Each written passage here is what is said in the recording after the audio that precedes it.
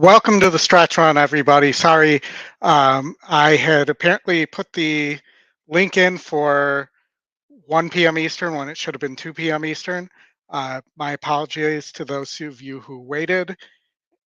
But so for today's stretch run for the first half hour, it's going to be Oldy solo.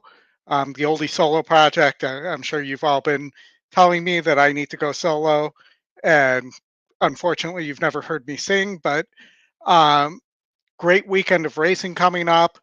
Great day of racing today, too. Surprisingly, even with being off the turf at Saratoga, they did not have as many scratches as they've had in the past. So it's an interesting day there. We have opening day at Del Mar. We have Woodbine. We have Laurel.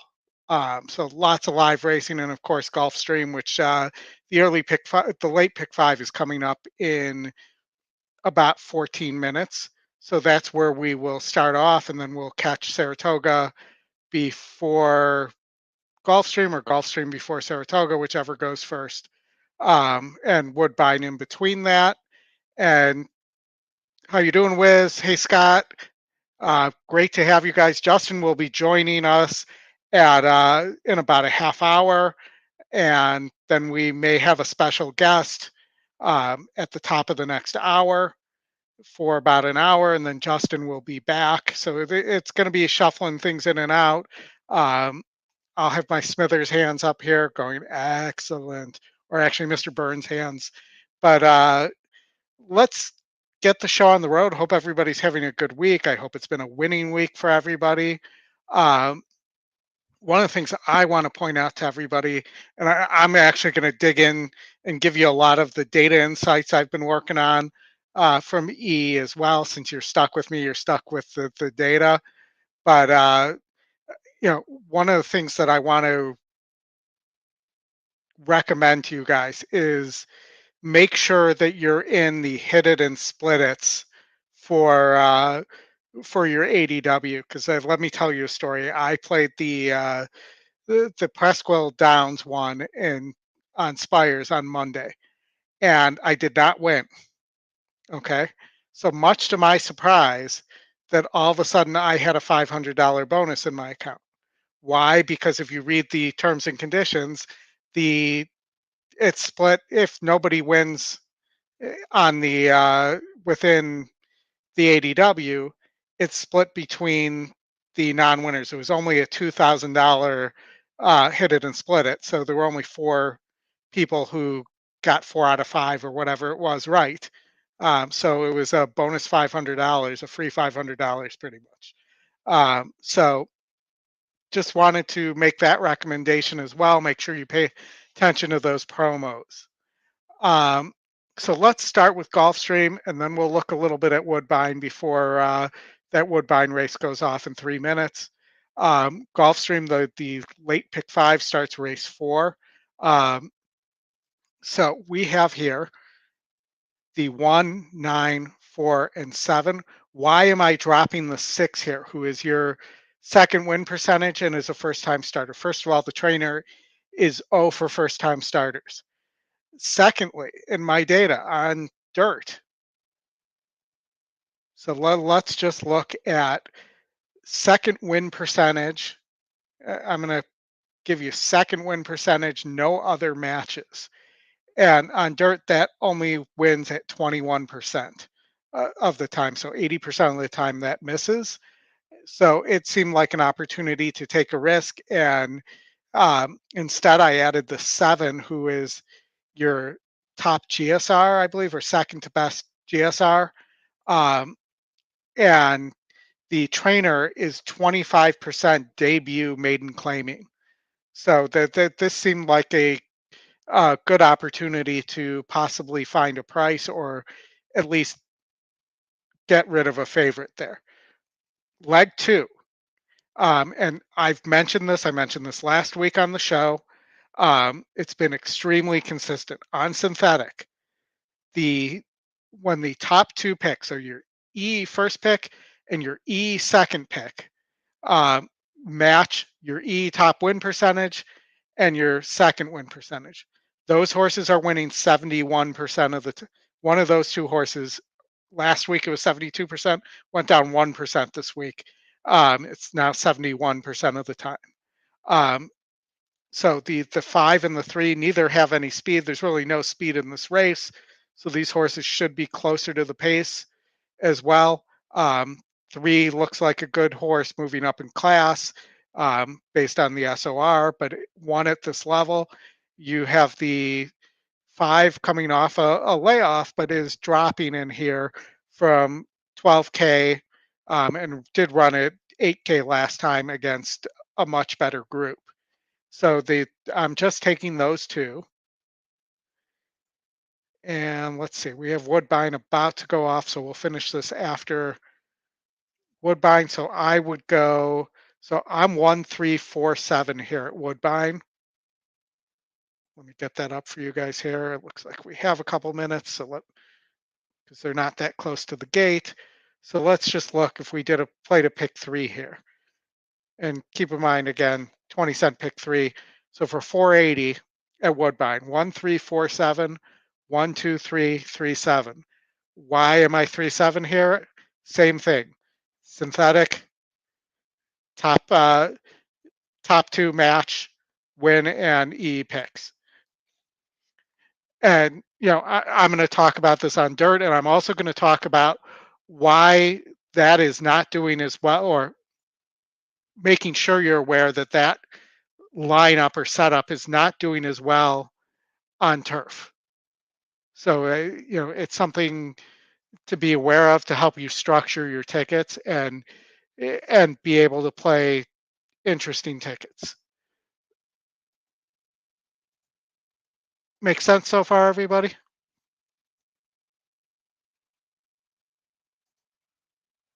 We all on the same page?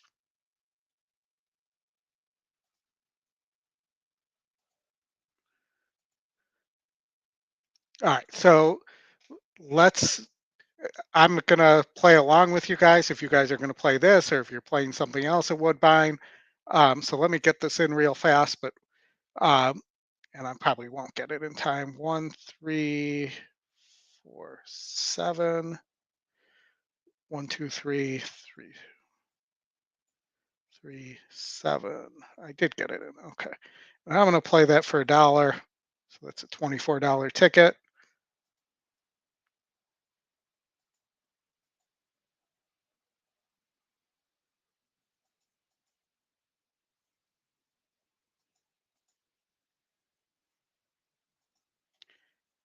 And let me pull up the video here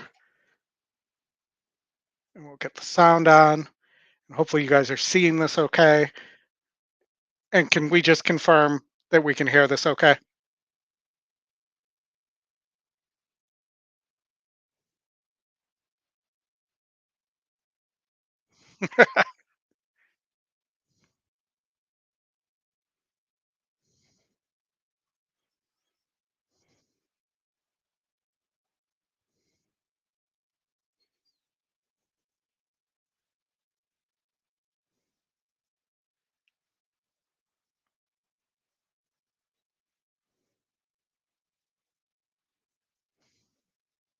No sound.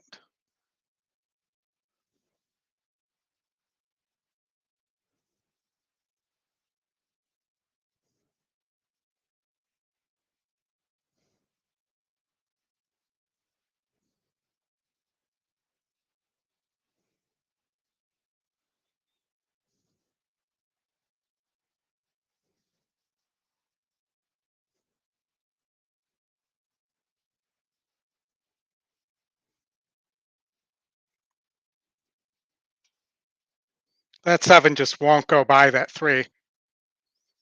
No sound. Okay. I'll have to work on that.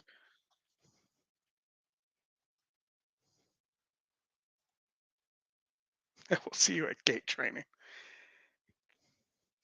All right. So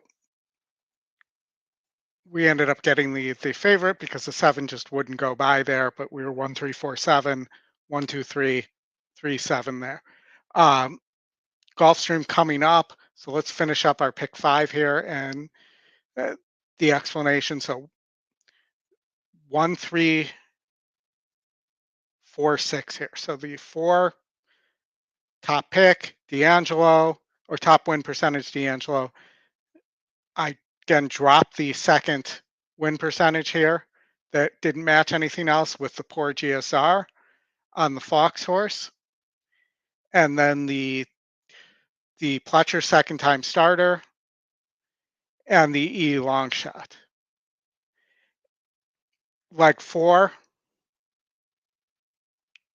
we're looking at just the 1 and the 5 again, 71% of the time, hoping that this just holds up for this pick 5. 71% of the time on synthetic when these two match, and the 1 really looks like it could be a single. Um, you know, this is a really hard knocking horse. It has wins over synthetic, even though the GSR had dropped. You know, carrying the same amount of weight.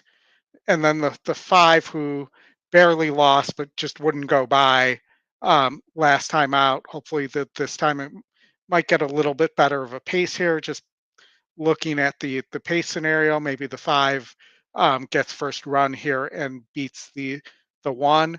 And then in the last leg, again we're on the synthetic, but this time it does not match up. So we've got the 1 who is the E top pick and top win percentage. You have the 3 who is your top pace and top SOR, and top pace and top SOR on synthetic. So um, again, I'm tracking things like an idiot here, but or like somebody who is trying to understand the data better. Top win, I'm sorry, top pace and top SOR in a race are 31 winning 31% of the time on synthetic. Um, so definitely a horse you have to use there. The the 5 horse, the Antonucci horse, his beaten 48s was really close against 52s on synthetic. You know, same claiming level and everything like that. Could get over the top this time, perhaps. And then your late runner, the 2, um, you know, also a horse that, you know, dropping in here, uh, was against 10, moving down to moving to 12 and a half, but this is a case where the field is easier, and you know, did have this run here against 10K where it almost won. So I included the 2 who is what I call an off the board pick, even though it's tied for second win percentage there. And that, I think I got that in time or done in time in terms of explaining that, is where we are for um, the Gulfstream Pick 5. I will work on the sound after this. Again, let me know if there's no sound as I attempt on the settings here to get this working.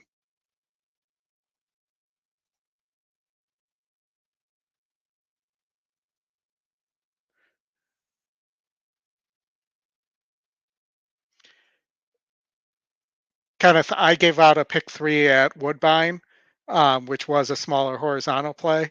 Um, and I will be giving out other pick 3s and pick 5s today. Not pick 5s, and potentially some doubles as well.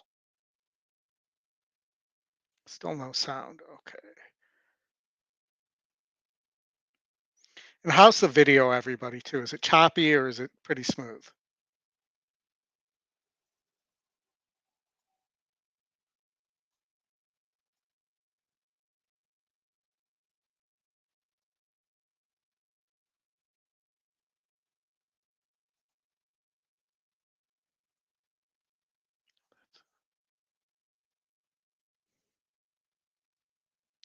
I'm just checking to see if I can get, I may have to wait for Justin to find out um, what I'm doing wrong on the sound here, but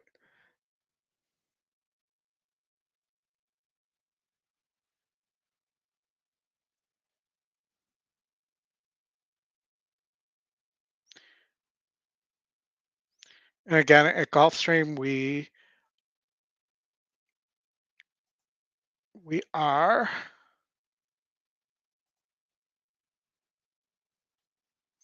approaching the gate. Right now I would not expect any sound because I'm not hearing any either.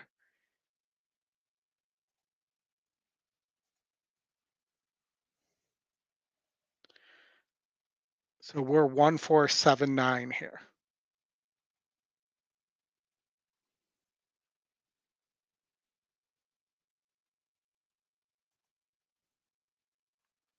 And we're loading into the gate.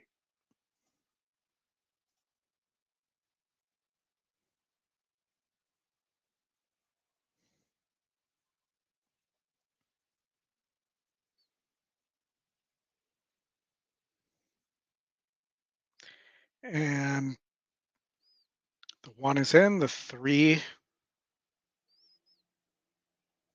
in as well. Here comes the favorite, the 4.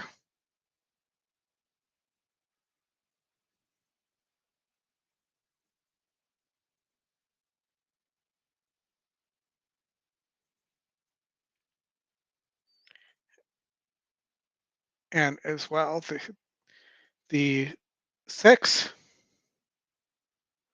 who appears to be your second choice in the betting. And then the 7 and the 9. 7, 8, and 9.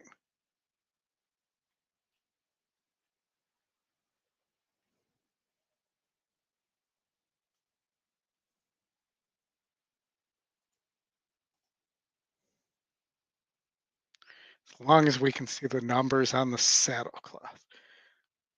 Well, then Royal Ascot would not be for you then, Scott, because it's very difficult to see those numbers on the saddle cloth in those straight races. Of course, 7 blew the break.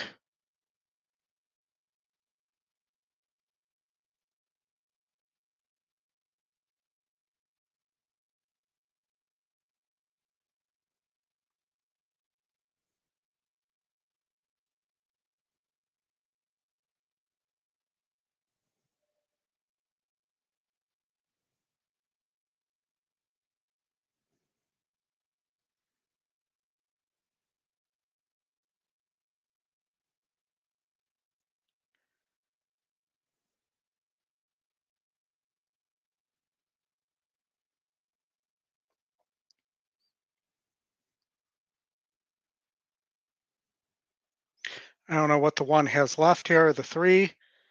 Um, there just was no pace here at all.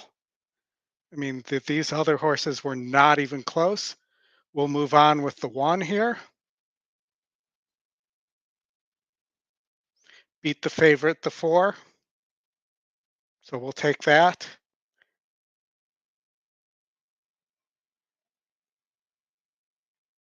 And I will see what I can do about the sound. Everybody hearing me okay still? 'Cause I did not get any sound that time either. So whatever change I made things worse, not better.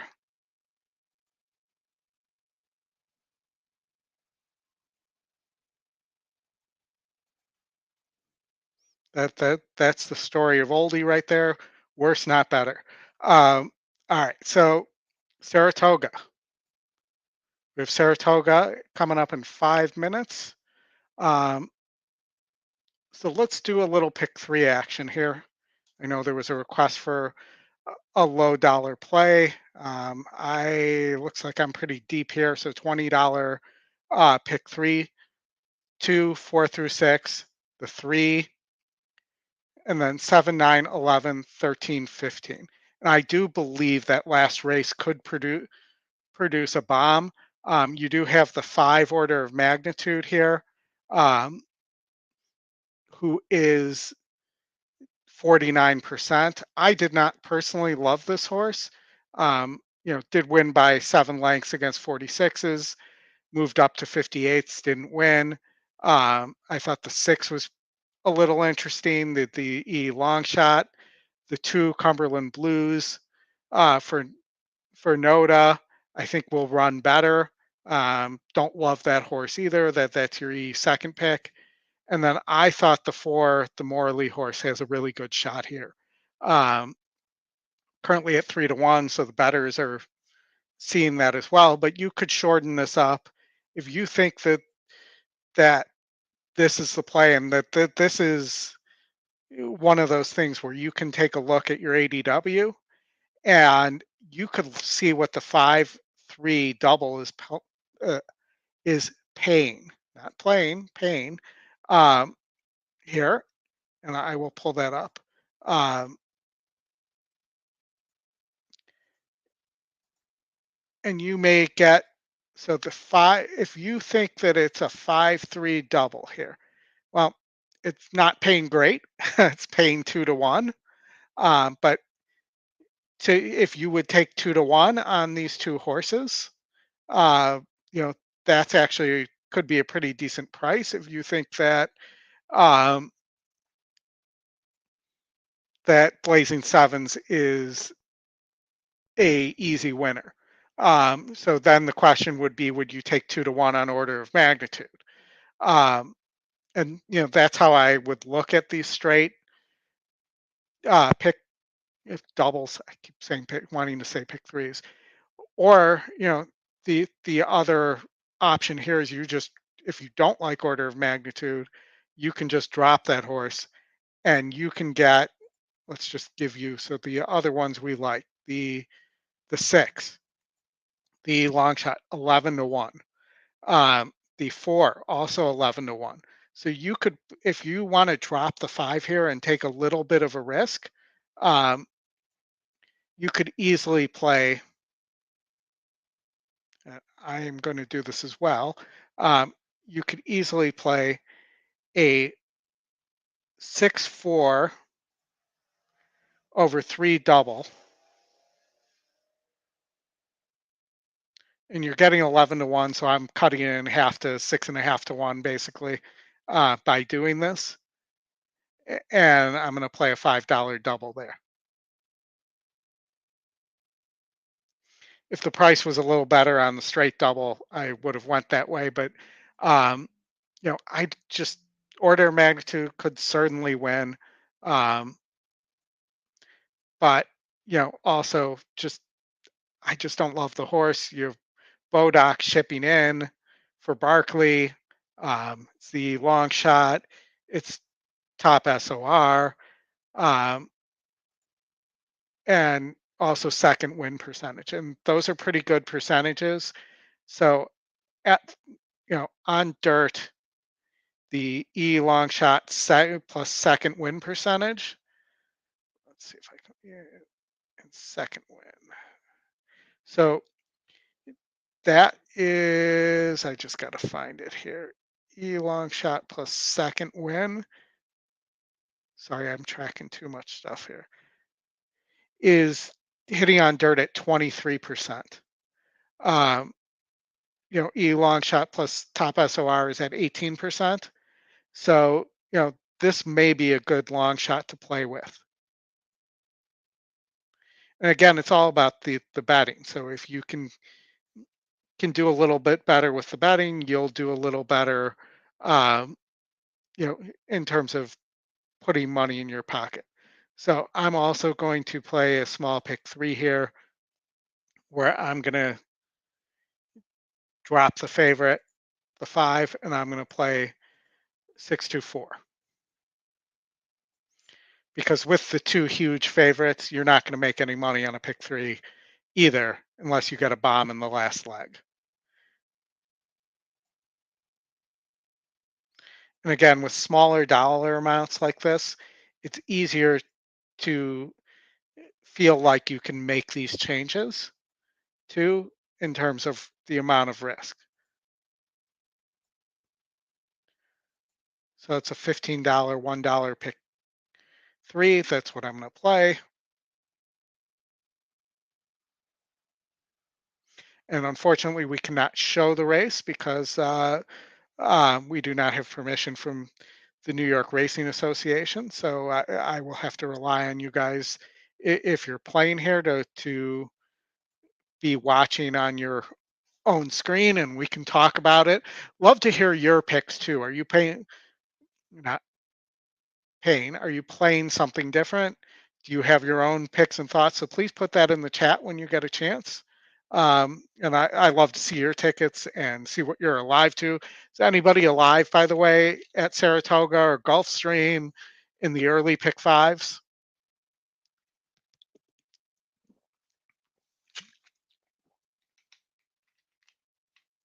McFly, anybody? Is this thing on?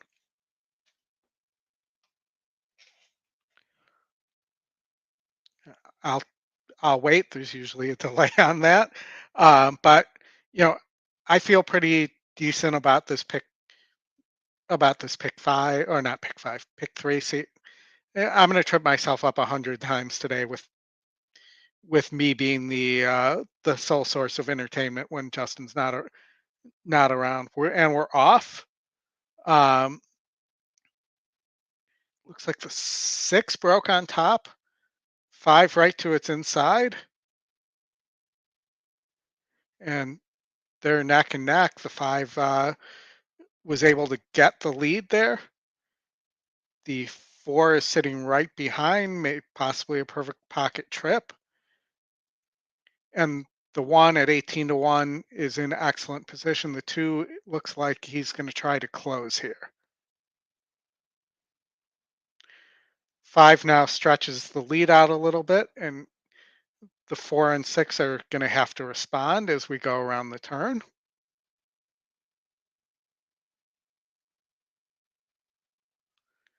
And the 5 is getting away from the 6 here. But here comes the 4 and the 2. So we'll have to see what the 5 has left, but the 5's looking pretty good here.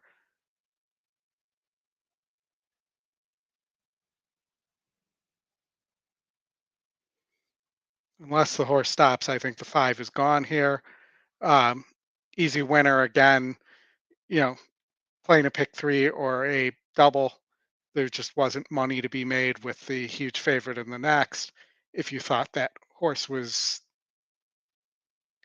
a good winner here, so, or a good chance of winning. So I just probably should have passed on that, but thought this was an opportunity where you could take a shot and hope that that horse didn't get the lead.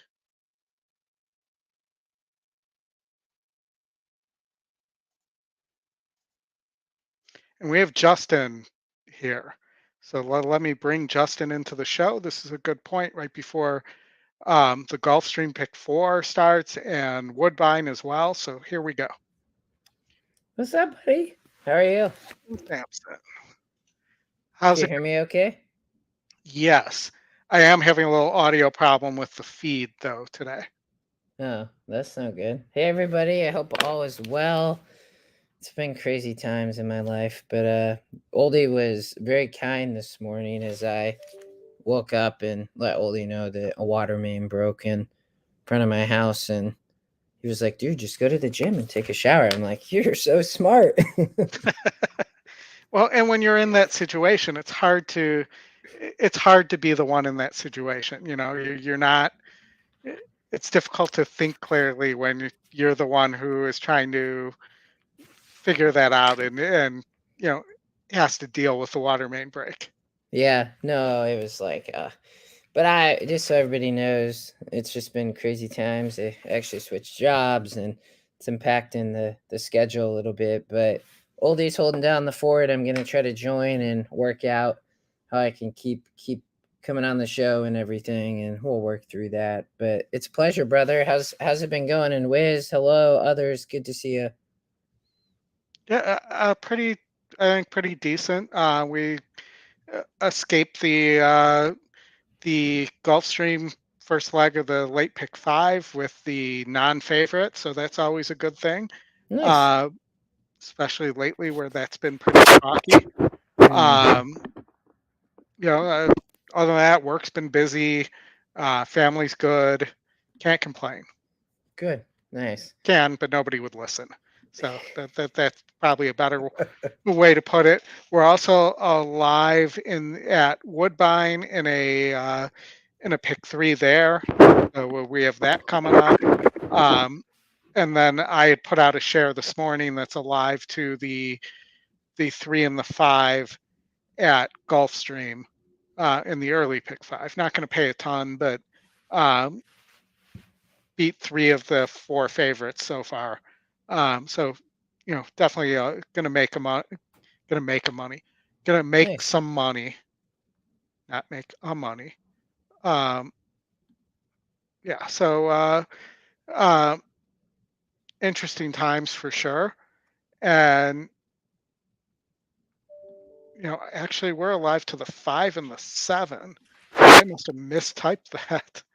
Um, but hopefully that 5's good. Then I definitely mistyped that. At Um, Gulfstream? at Gulfstream, yeah. Yeah, no, 3. I don't know. Yeah, that's I don't know. You might still have a shot. Well, sometimes you get lucky as well, and the will pay on the 7 is much better. But I can't believe I did that. Let me pull up my Gulfstream. And this was one of those 71% plays where one of those 2 horses on synthetic wins 71% of the time when the top win percentage and second win percentage match. Nice. 3 is moving up in class, 5 is coming down. So hopefully the 5 gets me there. That's going to pay about 350 plus 4 out of 5s. So nothing huge. Mm-hmm. But yeah, interesting times for sure. Um, how are things going with you? What are you It's what been are you good, looking man. at these days? Yeah, I haven't been playing very much, to be honest. I think I might play this. There's this tournament tomorrow for Monmouth, I think, if I remember correctly. I think it's Yeah, tomorrow. It's so I might play that. I have not been playing a lot. It's I played a little bit of Belmont. I don't even think I've played a race of Saratoga yet. I would say today is opening day at Del Mar for everybody, yeah, and my tickets are sitting on my counter at home, not in San Diego. So that's kind of a shame, but I had to cancel my trip. So it's such a great meet. I've been to opening day there a couple times, and I'm gonna still try to make it down for the meet. I think in August. So I would say that's by far my most favorite track I've visited, and I haven't visited a ton of spots, but um, yeah, I really have like it's my life's been kind of crazy. I yeah, don't really know. It's I've taken a little bit of a break, not intentionally. It's just been a little bit crazy with job change and kids and working through stuff with the kids. And the summertime, we always spend a lot of time just at a vacation house across on the river. So it just gets busy. But I need to qualify for NHC. Scotty called me the other day and he's like, "What's the status?" I'm like, I haven't even tried. I think I tried once so far. So I need to make some efforts.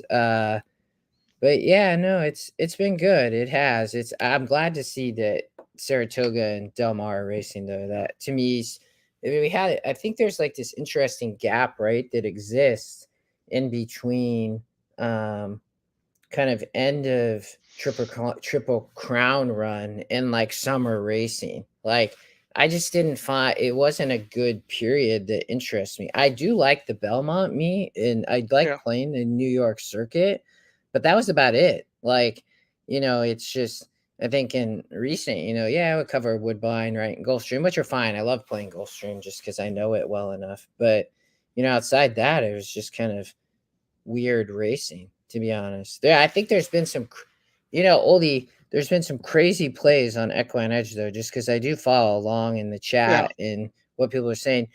There was a horse at Indiana Grand this week, if I remember correctly, that was 5-2 on the EquinEdge morning line and went off at like 20-1 and won. Did you hear about this? yeah, yeah. I I don't saw remember. Scotty mention that. Oh, did he? Yeah, Yeah, I didn't see that, but yeah, I couldn't believe it. Like, I mean, those are plays that I like to play and use of the tool if you just trust the system. I think it was Top Scotty Pick or something too, but Yeah. But I've still been doing the coaching class. It's been good. We just missed out on a couple pick fives. We hit one and then we missed one at Delaware Park, and that must have been a week ago where the single was perfect, everything was perfect, but I think a 25 to 1 won. And Yeah. I think we were spread like 8 out of 12 horses or something and just didn't have the big Yeah. bombers. So Yeah. but Yesterday on my coaching class, I gave out a $24 pick four that at Canterbury that we handicapped live on the coaching class that included two um, quarter horse legs, and yeah, we hit that for about 150. nice. Yeah. Yeah. I uh I played a pick five here or a pick four at Gulfstream. If you wanna pull it up, it's a if it hits, it's gonna pay really good. It's a singling. Um, I'll give it to you, and we can if we Hold on. want to talk about it for a minute. But is it rain? Oh, is it raining? I don't Maybe. think so. It was not last time I looked. Let me pull up the multiplayer here for a second. Oh, maybe it is. Because they're no, it looks sunny.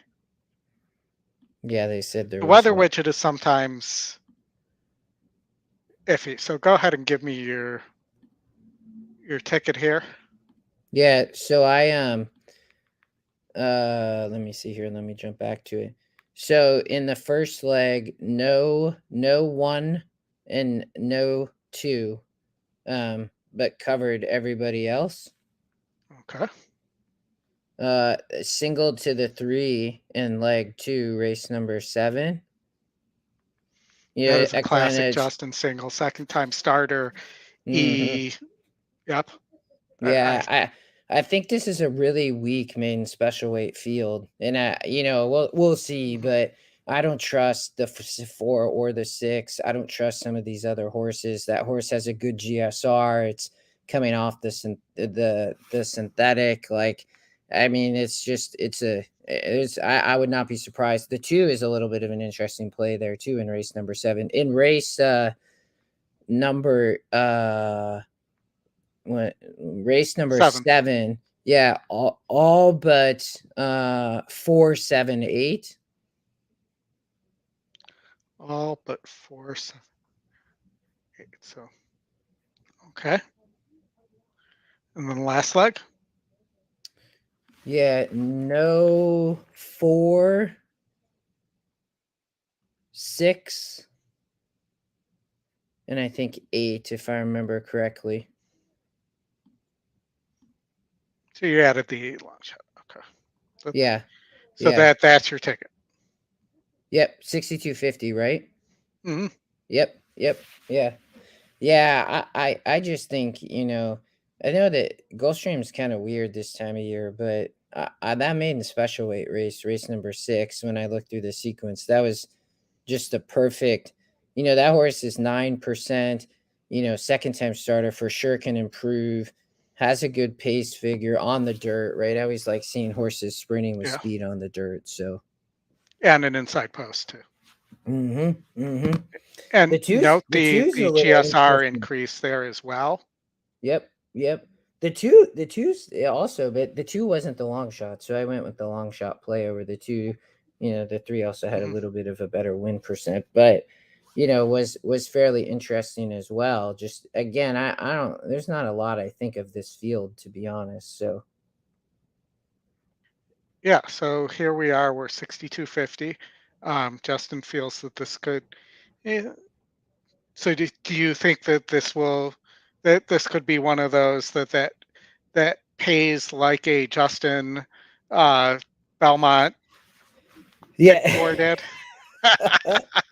No, I mean, I do think race number 7, I could see being, you could go slim there if you want to play a cheaper ticket, to be honest, for anybody, if Yeah. you wanted to kind of follow along. Oldie, I don't know what you used in your pick 5 in race number 7, but I I, just used the one and the five again. yeah, yeah, I keep harping on this, but the um, hold on, let me put your ticket back and go to mine so that way I um, don't mess up your ticket. Here we go.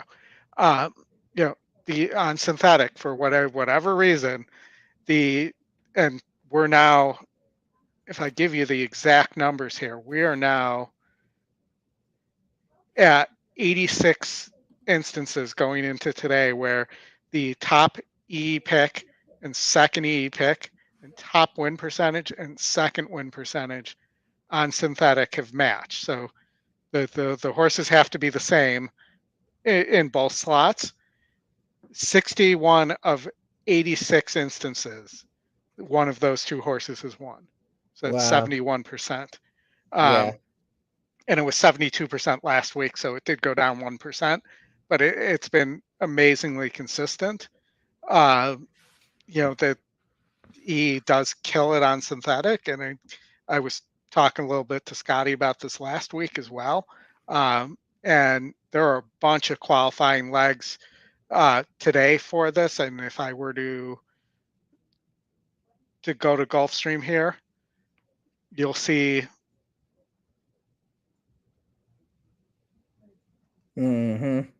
that one did not qualify, but look at race 1. Yeah. 6-4-2. 2-6, and then you have 2-4. yeah, and then this leg 2 is 3-5, and this is where I made the mistake on my pick 5. So I'm hoping that the 5, or I get the bomb on this with the 7 here, which doesn't seem impossible. I mean, it almost beat a 52 group.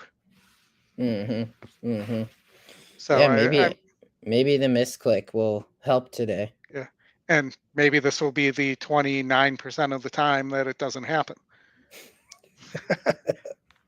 And this was the race that I thought amongst these was the one that you could potentially get past the angle just from a handicapping standpoint. Looks like we're getting close to the gate, so let me move the screen here. Mike wants to talk Blazing Sevens, Oldy, in the maybe after this race. Okay, Is that yeah, Saratoga race must be coming up? it's the next race, but there's some Okay. time where we have 12 minutes before that race. Okay. Cool. I think the question with Blazing Sevens is probably the break with, and what the Preakness took out of the horse.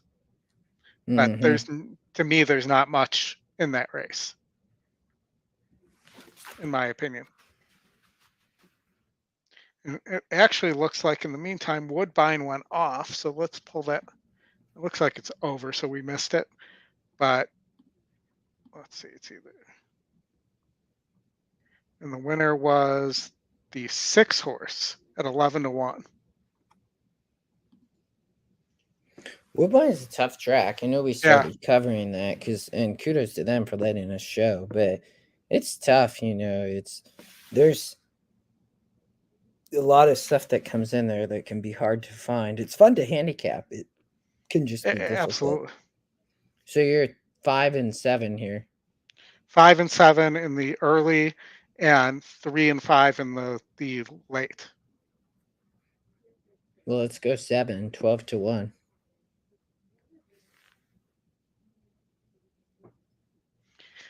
6, the long shot. It's a nice horse too.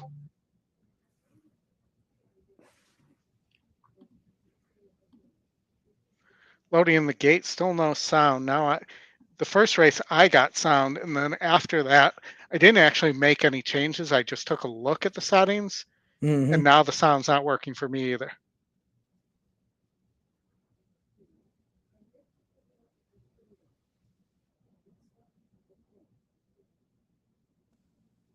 My camera's fading in and out. So you can still.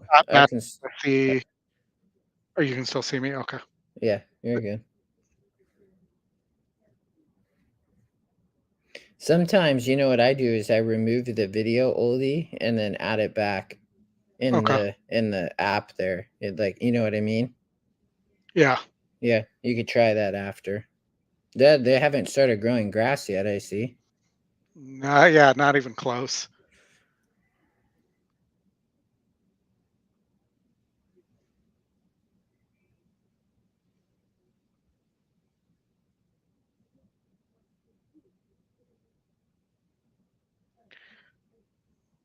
7 going to get hung wide.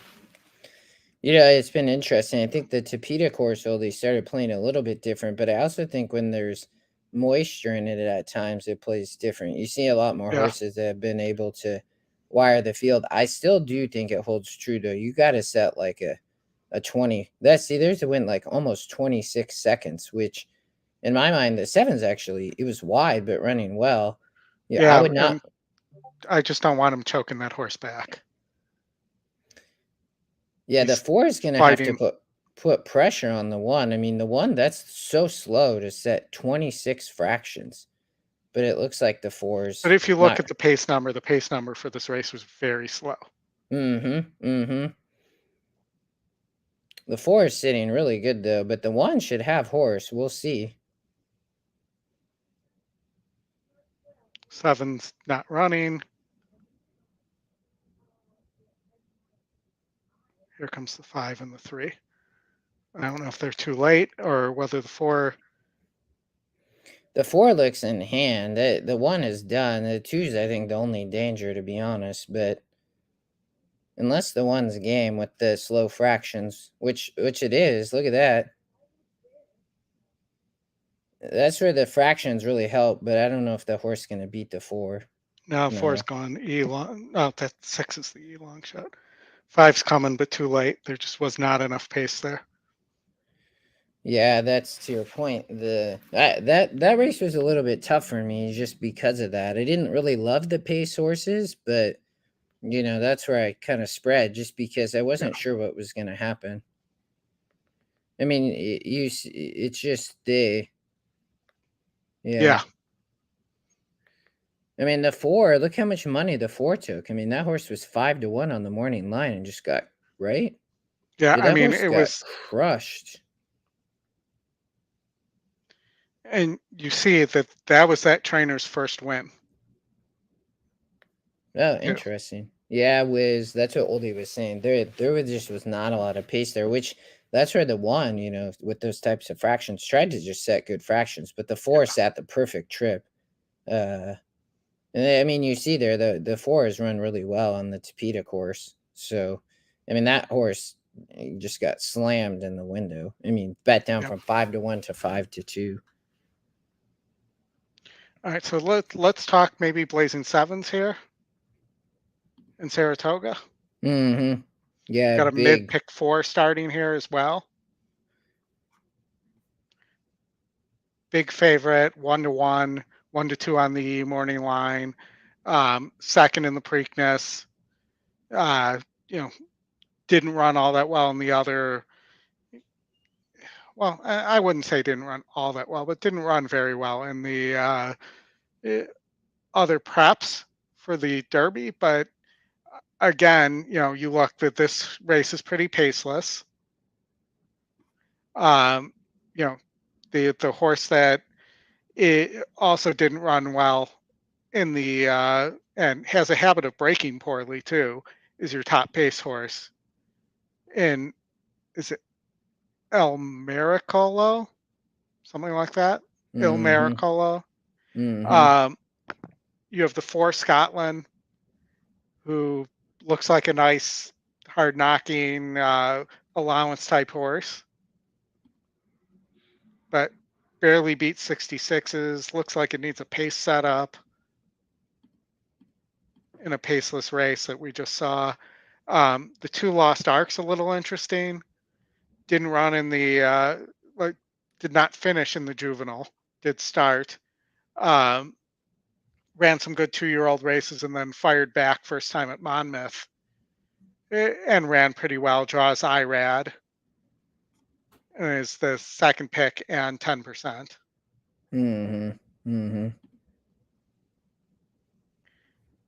And then the long shot Perform, again, wasn't really a factor in the Preakness against Blazing 7s, but has the second best win amongst these horses.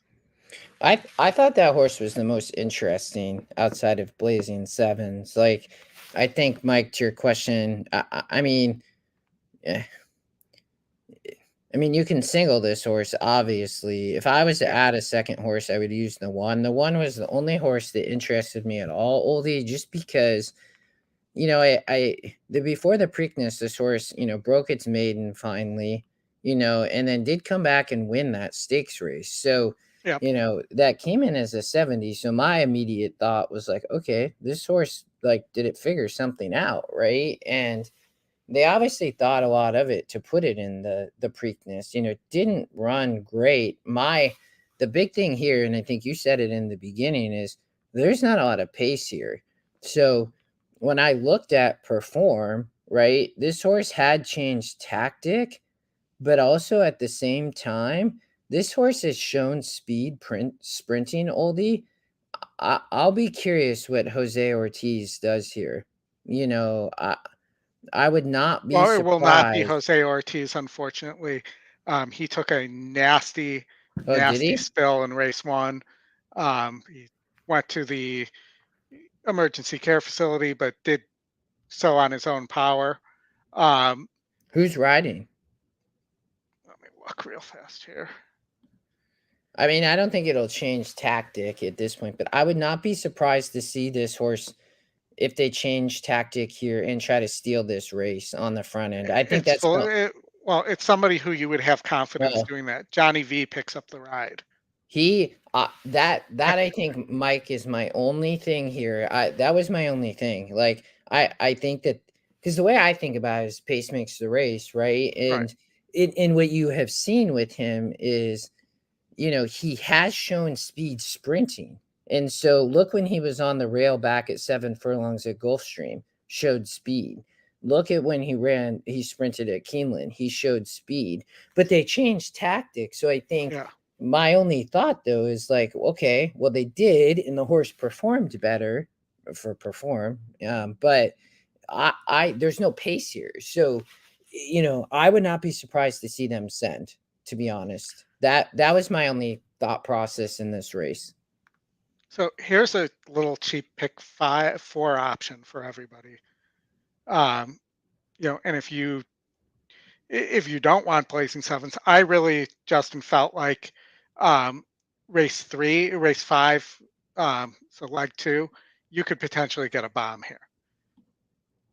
I like the 9 a little bit. I like the 13 a little bit. Maybe not bombs, but mid-price horses. And I know the 9 is 0 for 14, um, but this horse has been running on the wrong surfaces and ran pretty decently on dirt back in February, and then moved to the wrong surface, and now is getting you can see the GSR jump there. So, I would not be opposed to playing something like this, or you could, if you don't like Blazing Sevens or don't think this could pay if you use Blazing Sevens.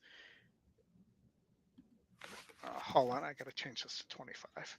It'll add a Bond, who is the Pletcher horse here, who just seems like a hanger, but could get the lead, and if it gets the lead, could be gone here.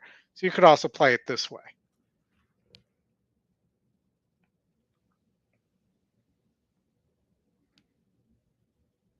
If that makes sense. There's also, you also have here, and I should bring this up, you have another Pletcher horse, a E long shot first time starter in that race. And I would consider adding this horse and going 37.50 here.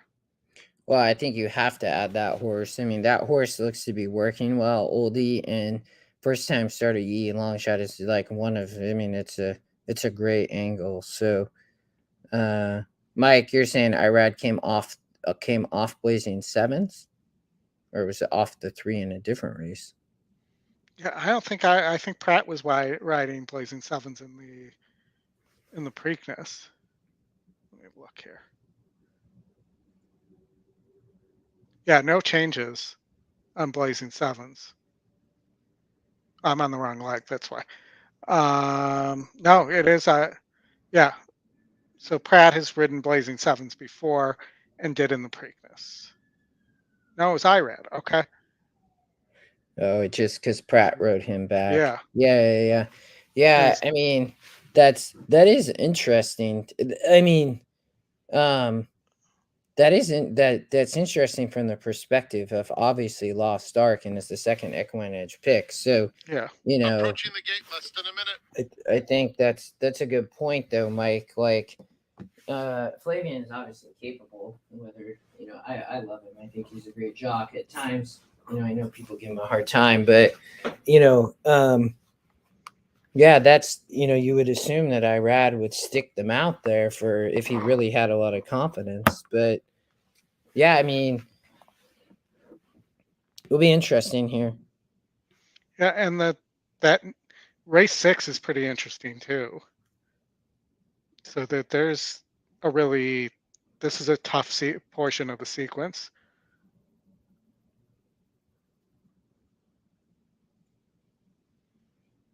Yeah, Marco. I mean, I don't. There's probably. I mean, maybe there's some type of agreement. Could be. I mean, but you also assume as in jockeying with an agent, he's gonna take the best mount. But there could be some type of agreement or something. I don't know. Maybe Yeah. they do that. I mean, Well, it's Pletcher. Those are Irad's two biggest clients, Pletcher mm-hmm. and sometimes there are agreements with the farm. The 4 got an easy lead. The 5 didn't break slowly, but just chose to let the 4 go. So Scotland cleared. Perform is sitting and currently being passed by the 3 and the 2.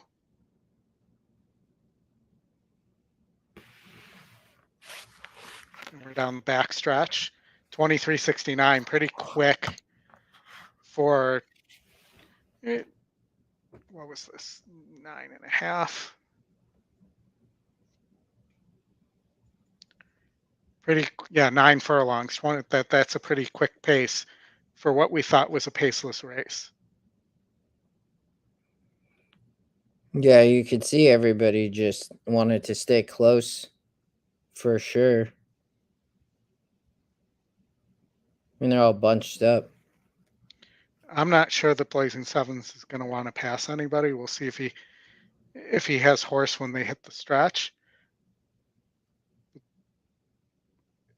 It really looks like it's going to be one of the forwardly placed horses, and Blazing Sevens is done. The 4 is appears to be the winner of this race.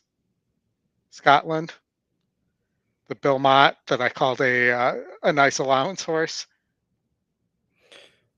Well, I think at the same time, though, I mean, went to the front, and I don't know from a track bias standpoint, but speed obviously in that race was where you wanted to be, and Scotland just sent right. I'd Yeah, hoped that Perform was going to do that, but Scotland sent. I mean, look at the 5. I mean, horses on the front end dominated there. So yeah, and even with a pretty hot pace. mm-hmm. And that is what Blazing Sevens has been doing lately as well.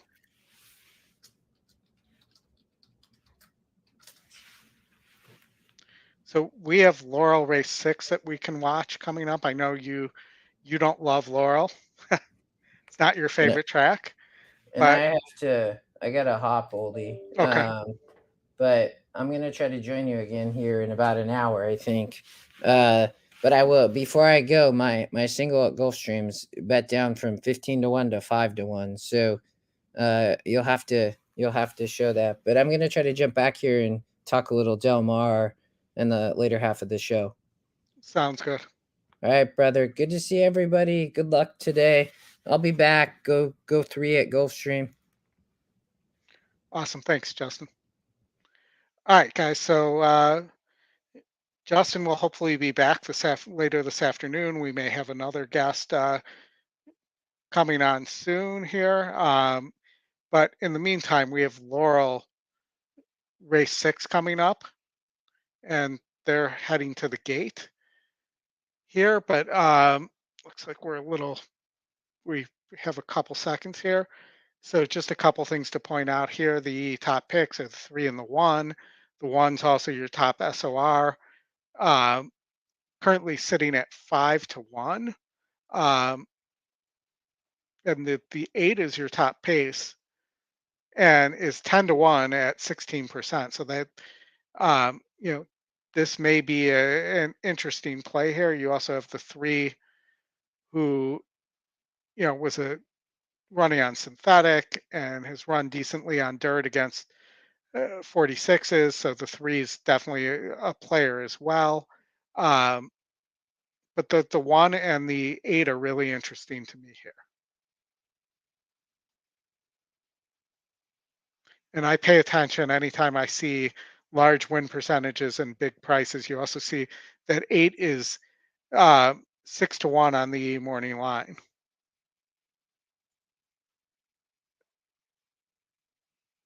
All right, let's pull that up.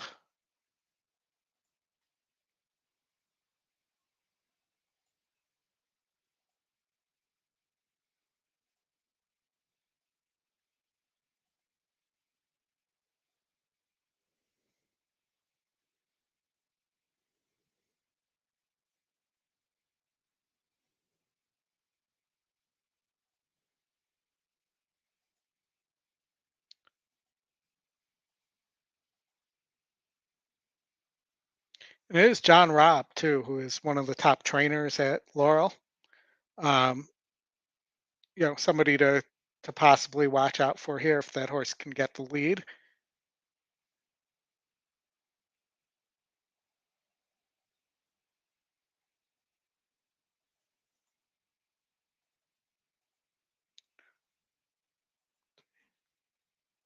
So it sounds like our other guest is here.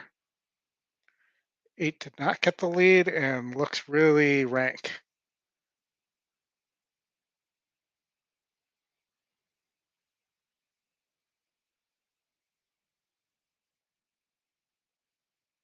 See if it can settle in here.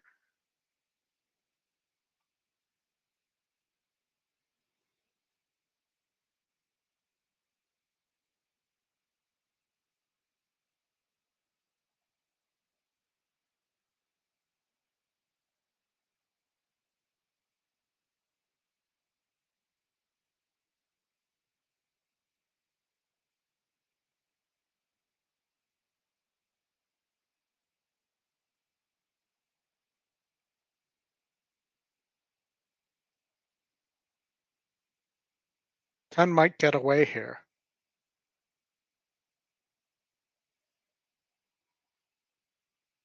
at a big price, or perhaps the 1 or 3 have horse here.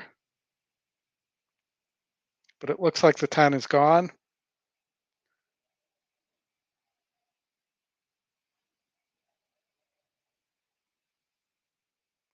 Is he going to stop? 9's coming. 10's stopping. It's going to end up 9-10-3 or 9-3-10 here.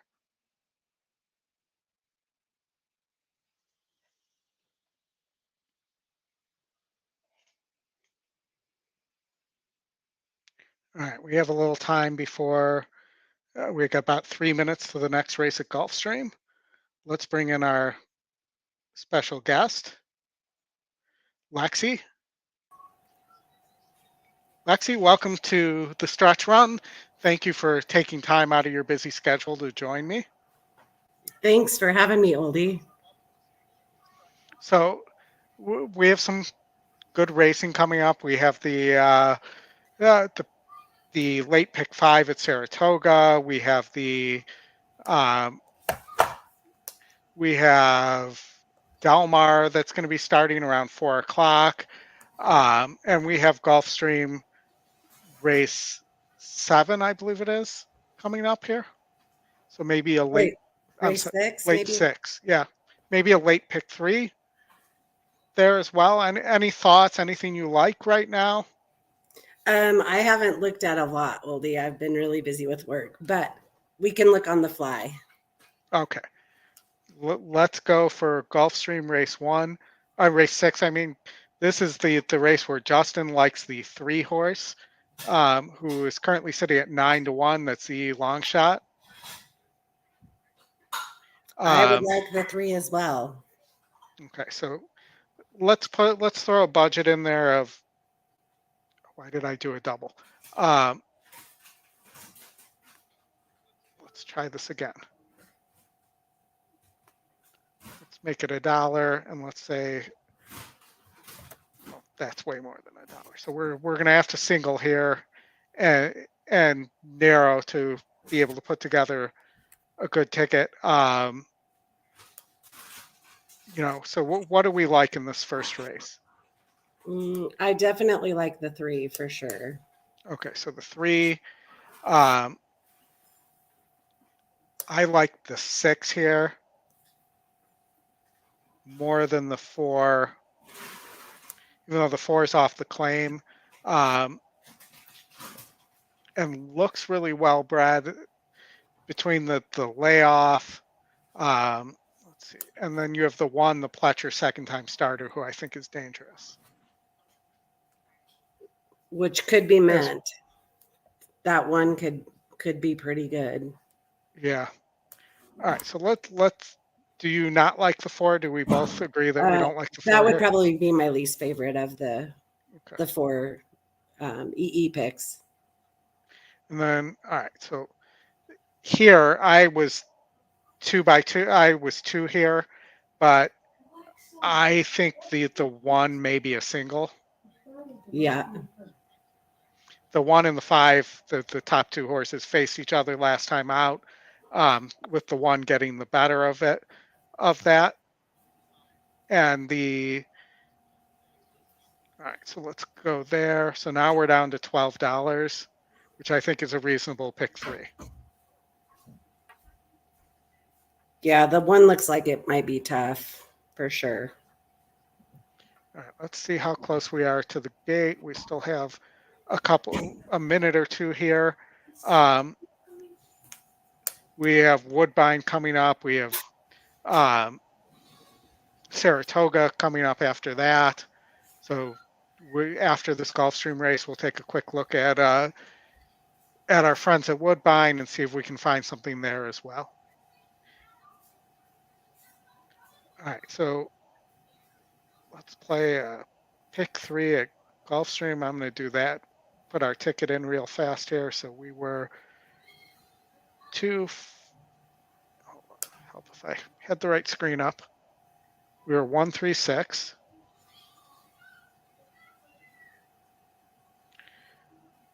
One, 2, 3, 5. And we'll play this for $2. So that's a $24 ticket.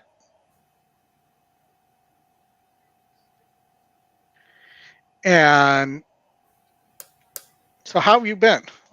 It's excellent. Excellent. Mm-hmm. Just busy, really busy at work right now. What about how are your kids doing? And oh, my kids are awesome, but just chasing them a lot. Yeah. No, I saw some really nice pictures a couple weeks ago. I can't remember. Was it at a Mariners game? Oh, no. Talon got to What am I catch thinking? the ceremonial pitch for the state championship junior league, little league. So, very nice. Yeah, it was quite the honor. And, a lot of us are, I have 1 year left of chasing my daughter around doing sports before she starts college. We're also doing college visits and things like that. And my son goes back in a few weeks to Florida for college as well for his second year. So I'll be out around Scotty country then. Are you going down for a couple weeks like you did when you picked him up? No, because I don't have the cheerleading competition around that. I'll be there for maybe 5 or 6 days. Oh. I'm driving him driving him down with a car that's gonna stay with him, and then we're gonna I'll hop a plane like the following Tuesday or something like that. But with my day job now having unlimited vacation, I'm not so worried about how many vacation days I use or anything like that. That's nice. It sounds nicer than it is. It would be what I would say. I had a ton of days, and we were able to bank them. So if you get laid off or you leave, they have to pay you for your bank days. So Right. my ability to bank got stopped. So I'm just with the bank days I have as well. So or when you retire, whatever the case might be, I could have just kept banking days. Yeah. We're in the gate. I never did get a chance to reload the stream here, but we're in the gate at Gulfstream. Let's see what happens. One gets the lead.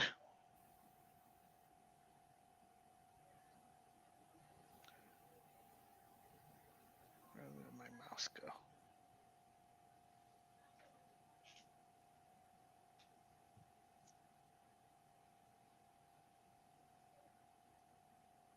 There it is.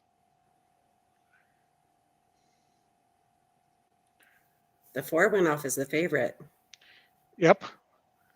136 is what we were.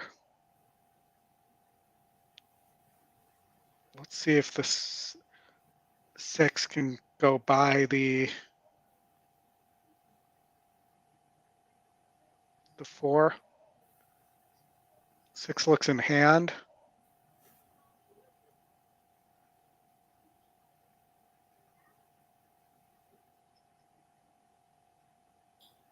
Four is game. Unfortunately,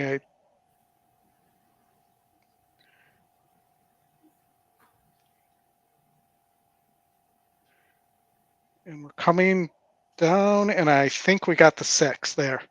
Just edged the 4. Pretty 6 close. went off at 5-2, so it was your second choice.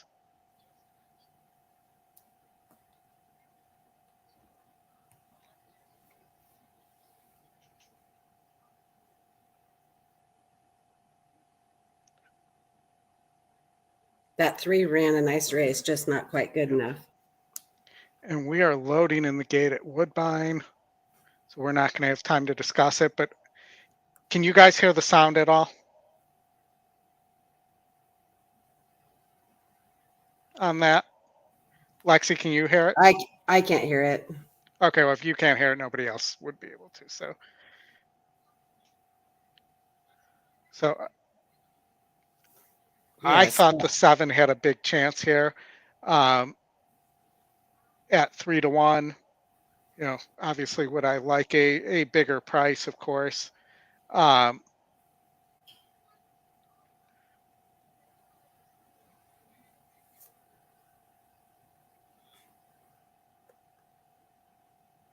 I'm going to play a 7 all double.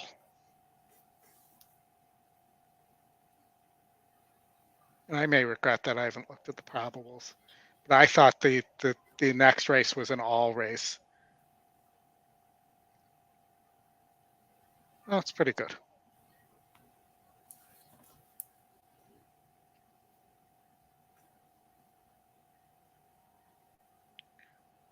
Seven was your top pace.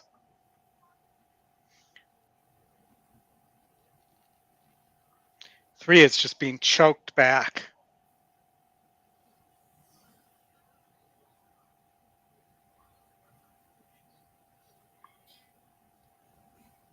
which could be good for you. Sometimes they don't get momentum when they Yep. get choked back like that.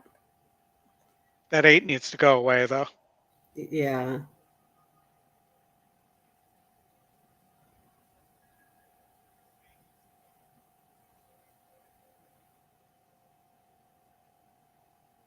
Ew.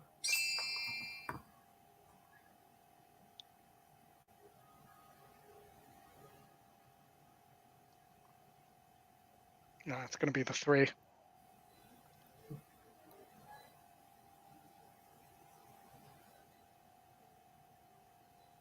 So this was the angle I mentioned earlier in the show, that on synthetic, since I started tracking this last month, I've tracked every synthetic race.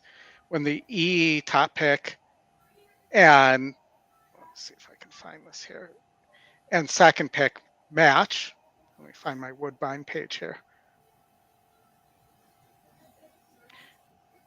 One of those 2 horses, Lexi, is winning at 71%. Wow. So I know these say 29% each, but when they match, and that's, so I have, and though I've tracked every synthetic race because there's so little synthetic racing as well over the last month, and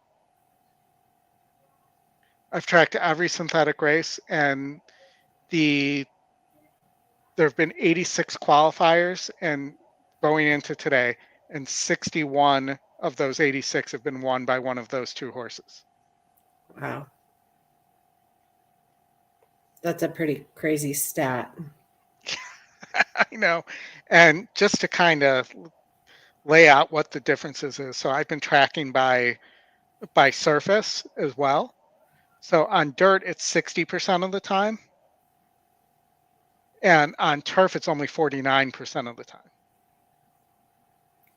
The turf races are always seem a little bit tougher. And, I don't know if it's field size. I don't know what the reason is for the difference there, other than, the E top pick does just about as well. So if you get those top 2 matching, it's 39% on dirt, 37 on synthetic, and 33 on turf. It's the second pick that seems to not be doing as well. So it's only when those 2 match on turf, it's only 16% of the time that the second Scotty and second win end up winning the race. That's crazy. But sometimes it's good to have that data too, because it helps you find horses, find weak favorites or weak second choices that you can eliminate. Right. Yeah, so so just to give you an idea on, let's see, so where was I? Second win, 24% on dirt, 26% on synthetic. So it's a significant drop off, and these are not small sample sizes either. Yep. So I've actually, the total I've tracked in the last month in terms of races, I've tracked going into today 1,514 races. Wow. But that's just to have a better understanding of the data, and also how the data moves when new tracks come on. So I'm tracking separately as well here. I'm gonna pull up bring my Excel file in here and just talk about this a little bit. And I'd love to hear from you what you're doing in any handicapping you've been doing lately too. So let me bring this up here so you guys can see. This is kind of an eye chart. You can see I've kind of color coded things as well. Saratoga, the sample size is very small, so I'm tracking that, but it's going to take a while to get usable data there.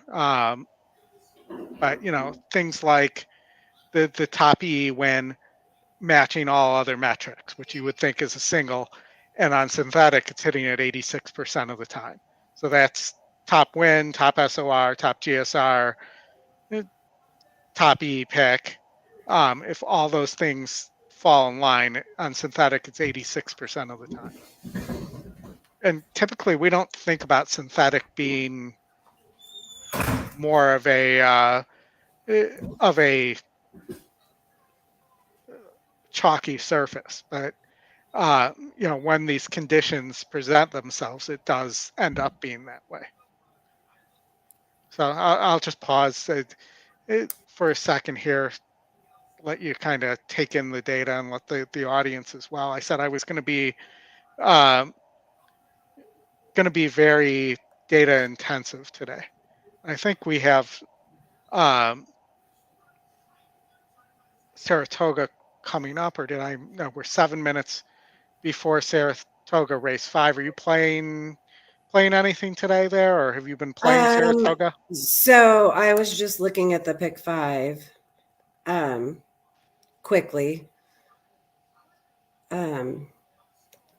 Race 10, I don't know if you looked at all.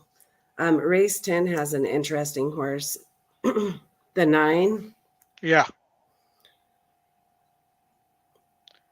The Christophe Clement. Yeah. But what's interesting also is that Rosario's not on that horse. That it's Pratt. Yeah. See, so just because Rosario normally is his first call. Yeah, and Rosario is on a Mott horse. And he doesn't ride for Mott all that much. Right, and that he's 14% for Mott. Granted, Mott's a 15% trainer, Rosario's a 16% jockey. Right. So I would just say he doesn't win any more often than he normally would. Keep in mind, Jose Ortiz is off his mounts. I saw that nasty replay of race 1. Holy. Yeah. I couldn't even watch it twice. No, I agree with you. I mean, it was really nasty looking. But it sounded like he got up and walked to the ambulance, which is good. Yeah. It's always a positive. I haven't heard anything about him coming back. I also thought, so they were saying that it may rain again this afternoon, but so far the Lake George is staying on. Right.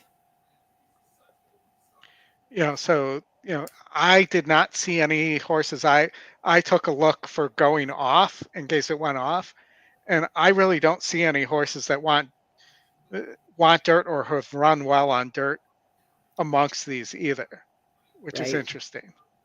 That these are a lot of heavy turf sires. This Flintshire one is a little interesting if it comes off, because it did have a good dirt GSR, it just hasn't run, and also has a good wet GSR. But so that was one of the few that I found.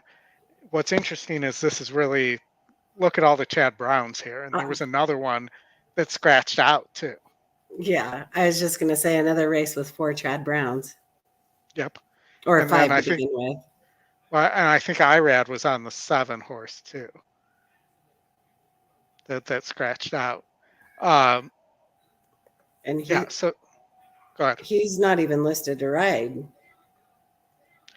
Yeah, I thought he might have been on the 7 that scratched out, but I'm not sure. Well, I guess it might say right here. Yeah, he was. Yeah. He was. And then this race where Justin and I brought this up, race 7, you have a E long shot first time starter that's a Pletcher horse. That the 4. Yeah. And you also have a couple Chad Brown horses here too. You have the 6, 9, 5 is a Pletcher. And this 9 is a second time starter, but for Brown and was Jose Ortiz. Let's see who. Looks like Javier is going to ride him. Castellano. Okay. It's a pretty good pickup as well. Yeah. So if I was looking, I don't think that this is the day to play the pick 6 because I really didn't see any singles I loved. Anything No, on it your looks end? pretty tough. But, you know, yeah, and I also thought these next two legs were pretty crazy. You know, my my pick five, my pick three is $75 there if I take everything I have locked in. So you know, not something that I would recommend. It's interesting. It's giving me a different price here, but you know, I thought the 13 was a little interesting here, and it's currently 7-1 for Raymond Handel at 21%. I thought the 9 was a little interesting as well, moving back to the right surface, I think, against a pretty weak group. And it is the second choice, but is only at 2%. But, you know, I might but take a chance on the 13 on top and maybe play a trifecta with the rest of the horses I like here. So let's say, I mean, it will pay good. Let's see here. Let's do it this way. Let's say it's an $8 try.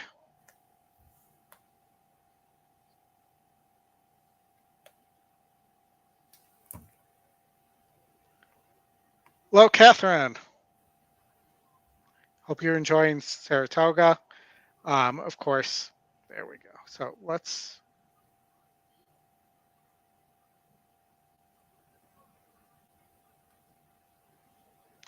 see if the ticket generator can spit one out for us that works.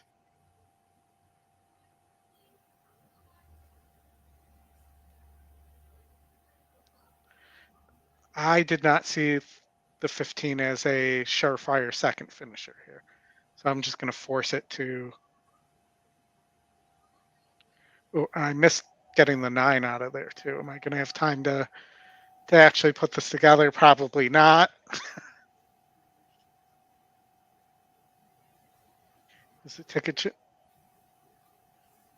All right, let's try this one more time.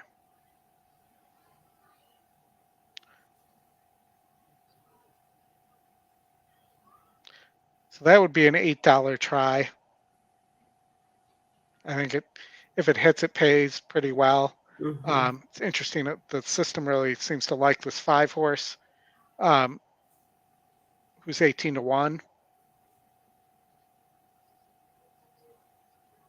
See how close they are to the gate here. Let me take a quick peek.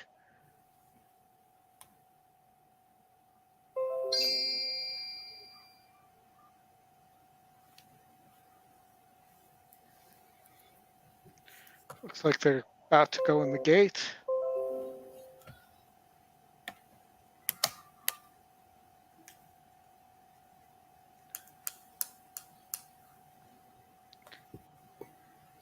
$13 is still at 7-1. You go see Ray Handel win with these kind of horses, longer shots occasionally. I think it happened maybe last weekend. Yeah, and the fact that the system has it at 21% too, that those high percentage first time starters tend to win a lot too. They do. And do you want to take the for the 15 who's 0 for 8?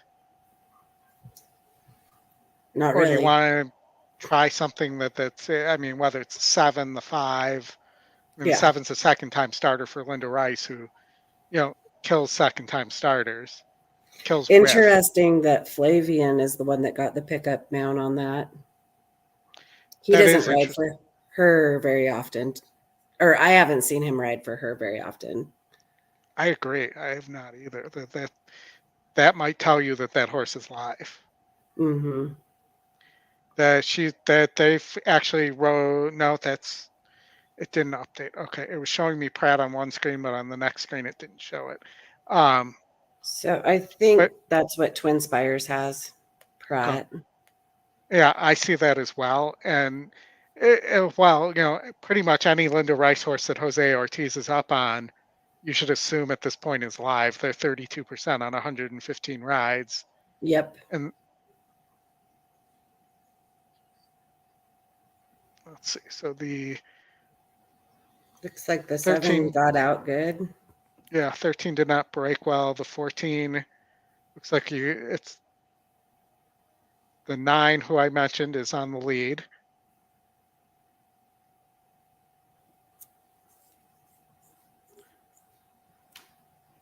Seven's The getting a 14 decent The trip. 14's right up there. Yeah, and that's a bomb. Mm-hmm. Here comes the 15.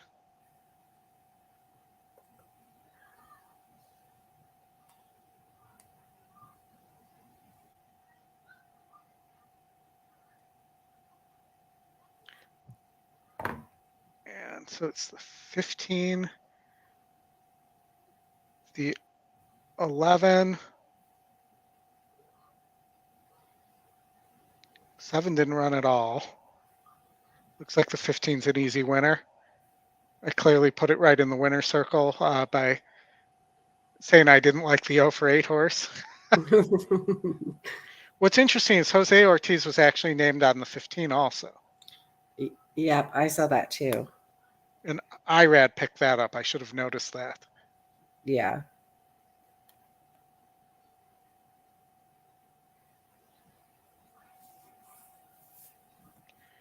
And rapid fire, we have Gulfstream coming right up. So, the action is fast and furious, if you will. It doesn't look like they're very close. They're 3 minutes to post to me, though. And the single is 3 to 5. It looks like live. But if I'm getting 8 to 1 on the 3, which was the second choice horse in that, so it was the, hold on, I think that was the horse. Hold on. Well, the one is the one we singled. Yeah, so the 5 was the other horse, not the, and it's pretty much dead on the board at 3 to 1. Right. There, the 1's the one taking all the money. Yep. And the 7 is your top pace, but and has gone gate to wire against 52, so it's not impossible here. Even though it's 3%, it might. The fact that there's other speed here, if that 2 doesn't run, or in another case, if the 7 doesn't run, the 2 could get an easy trip too. 20K, 20. But I will say that to me, the 7 looks like more of a horse that has some grit and can battle a little bit. But I think my personal opinion is both horses will stop.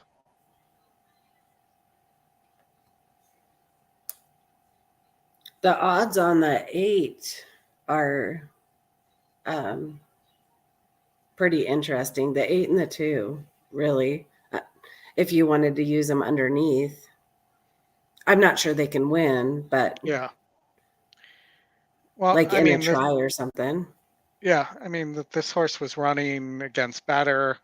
Definitely seems to end up around, between the 2nd and 4th range most of the time.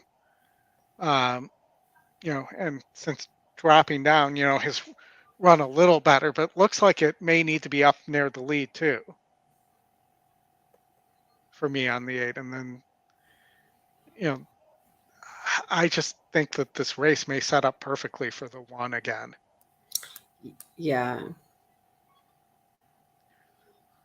I mean, this 3 is a little interesting, but looks like it's more of a turf horse. Well, the 2 and the 8 are both more lightly raced. Yes. So if you're looking for a price underneath, they might be good options.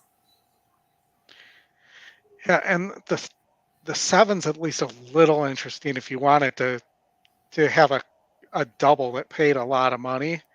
You know, maybe taking a shot on the 7. Just even a $1 double to all in race 8 would pay pretty well. Yeah, he won last out. Let's see, so doubles. Let's see, so the minimum for a $1 double off the 7 is $181.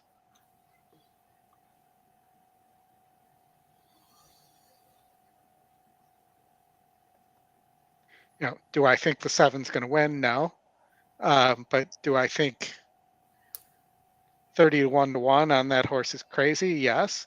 So for an $8 double, Right. it you know, which is what 7 all would be, it might be worth the play. The 7 also could just end up staying up.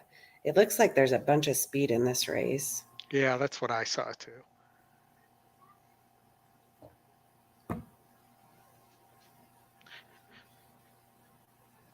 And they're on the track at least. Yeah, Gulfstream likes to run behind, don't they? They do. They've gotten a little better. You know, somebody was posting. I think it was Horseshoe at their big racing weekend that they were post dragging like crazy. But there are some worse offenders now than Gulfstream, for sure.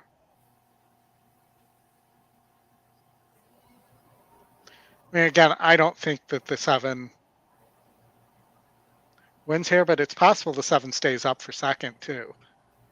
It might be a 1-7 exacta might be an interesting play too. That is paying. See if I look at the probables here. My mouth is always moving faster than my mouse.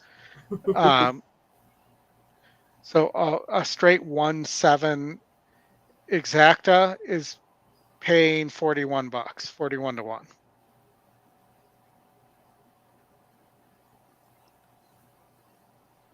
Catherine says the storm is on its way.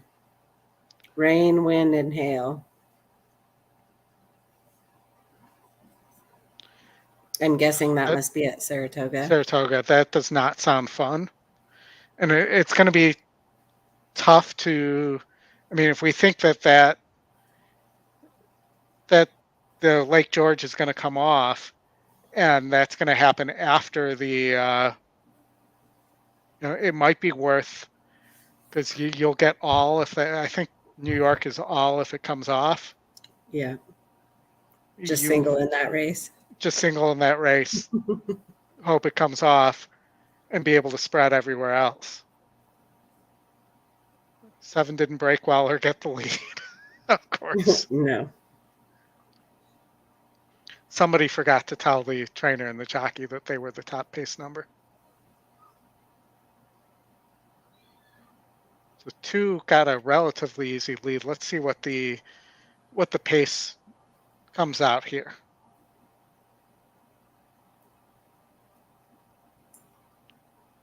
24.5 is pretty quick for. That 7 is running up now, though. Yeah. Doing the 1 and the 3 a favor there.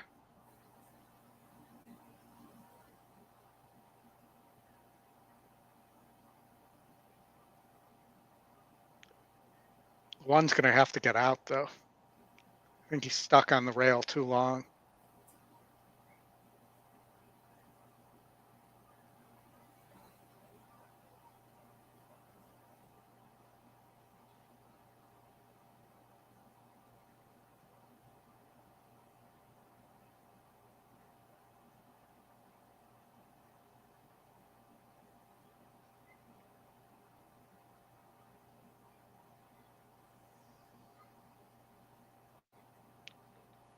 The one's going to have to be way the best at this point. Look at that Yeah. 2 go.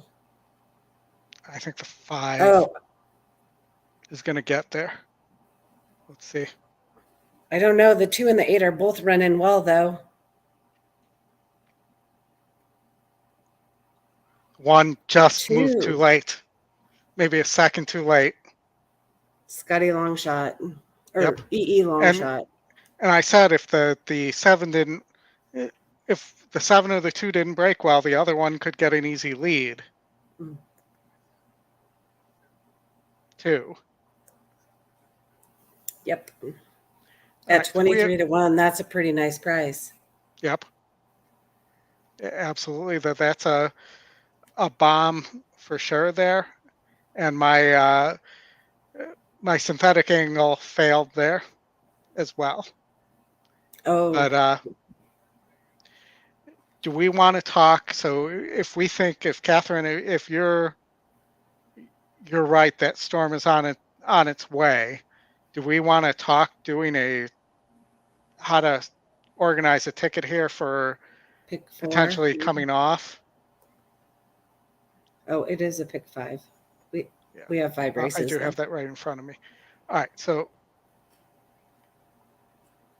I mean, it doesn't really matter which horse you choose if you're getting all, but let's say there's 2 ways to play this. You either take all of them and then you get it for $50, $1.50. You get it times 8. 8 times, or you single here and use that to spread in the other legs. So let's see what happens when we do that. Well, that's too many in that race. So let's get rid of the 10. Well, the 4 we wanted. Who's the 2? I would think you would then want more in this last race to at least cover the double digit in the long shot. Let's and do something like that. I mean, you're still at least trying here to. I guess the question is, do we like the 5? Who, if it stays on and has wet turf experience, I think would be really interesting here, versus the 4, who's more of an American horse by Warfront, but has a win over 74s, and has a grade 3 to its credit as well. Do we have a choice just in case it stays on? Yeah. I initially like the 2, and then I look at the jockey, and I don't like it so much.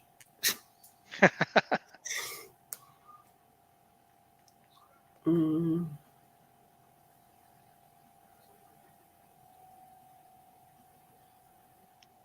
I mean, all these brown horses are good horses for sure. Yeah.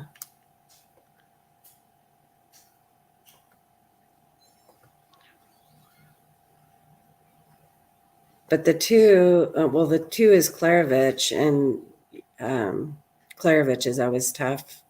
Yeah. But this horse is coming from Monmouth, so I mean.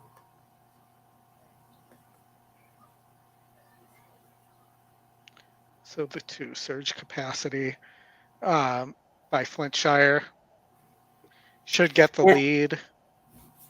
And I know that there was a couple things that I liked about it, and then Rosario doesn't even ride for Brown all that often either. And I know I said the sample size is small, but top pace plus E long shot is 18% at Saratoga. But let me see if I can pull this. And this is a long race too, and it looks like there's other pace in the race. So even if it gets the lead, it might not be an easy lead. Yeah, it just depends what this 8 does. I mean, the 8 definitely has speed, got the lead against 60s, and it's a little bit tactical too.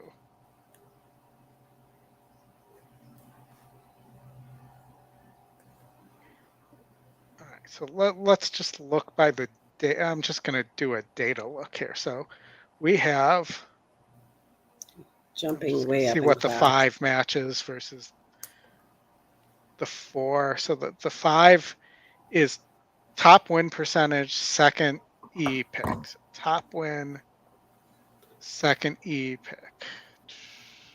Top win, second E, top win. I keep talking. I keep not finding what I want. That is 25% on the turf, 27% at Saratoga. Versus the reverse, the top Scotty to second win is 28% on the turf. And that horse actually has 2 firsts and a second at this surface and distance. Correct. The only thing I would qualify here is that this horse has run on soft turf and won on soft turf, but it was against 54s on the 5. So do we want to go with the 4 as our single then, in case it stays on? Yeah, I mean, that's what I'm thinking. Let's see. I like Pratt. I like Gaffleon too, though. I mean, yeah. See, this horse just got up. Let's see. I mean, neither of these horses have any speed, but I think there's a little more pace, a little more tactical ability in the 4. Yeah. The other one that's staring me in the face is this 9. That's now Pletcher with Dylan Davis. and Davis is really sneaky. Yeah, but I will say it beaten far weaker for Peter Erden and wasn't able to win at Penn National. And now is moving to Saratoga. That seems like a big move. Right. All right, so let's go with the 4. And that would be my $100 play. I'm just taking the 2 and the 7 here. And then I'm spreading through 6. Question is, do I like the 11, the Walsh horse that looks like it needs the lead, or do I prefer the Chad Brown horse? And I think I'm going to go with the Brown horse here. So that's the only other change. So that's what I'm thinking. If we want to try to take advantage of the possible storm. Yeah.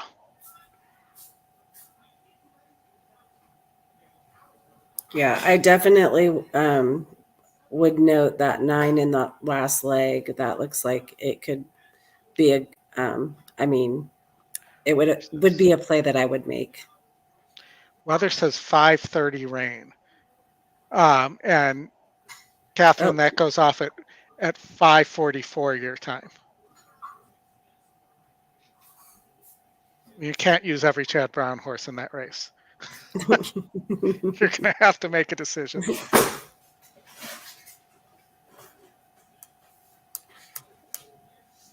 right, so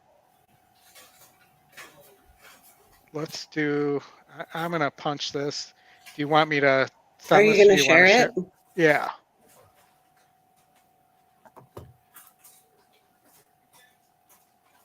Because it's more fun when you're all rooting for the same thing. 9, 4, 5, 6, 9, 2, 7, 4, 1, 3, 8, 9, 12. The other thing, and I've seen Brown do this before, I ended up adding the 11, so I'm just going to go, and instead of subtracting, I'm going to keep the Walsh horse on there too in race 7.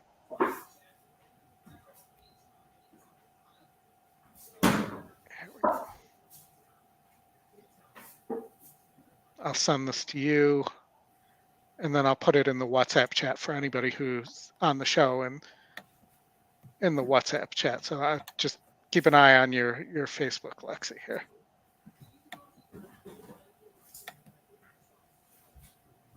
And let me know when you're in, and then I'll send it to the rest of the group.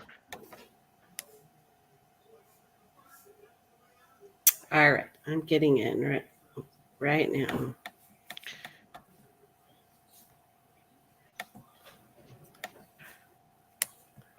Oh, Spotty showers showing up on the weather bug map. Let me look at, I'll check the weather channel since Scott Free is checking weather bug. All right, I'm in, Oldy. All right.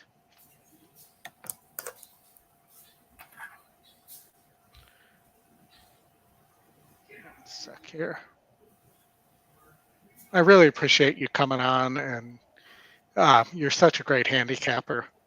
We really appreciate Well, your support. I'm sorry that I'm not more prepared. It's just year end is June 30th, and I'm transitioning between the director of budget and the controller at Eastern, and I'm kind of doing both jobs right now, or helping out with both jobs right now. And so I've just been really busy since it's that time of year. We're starting a new year. We're trying to end the old year. So, and then my son had a baseball game last night. So we didn't get home till late last night. How was the game? How did he do? They did good. They won. Very nice. Designed with.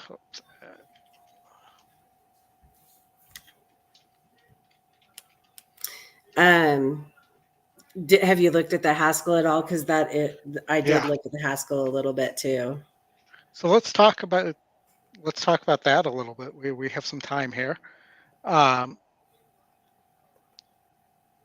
give me one sec here, because I just gotta actually let me pull up another screen here. I thought that card was really interesting. I'll give you the horse that I gave out in my coaching class last night too, in that sequence that I thought was really interesting, and I thought had a chance at a big upset. All right, but let's start with the Haskell.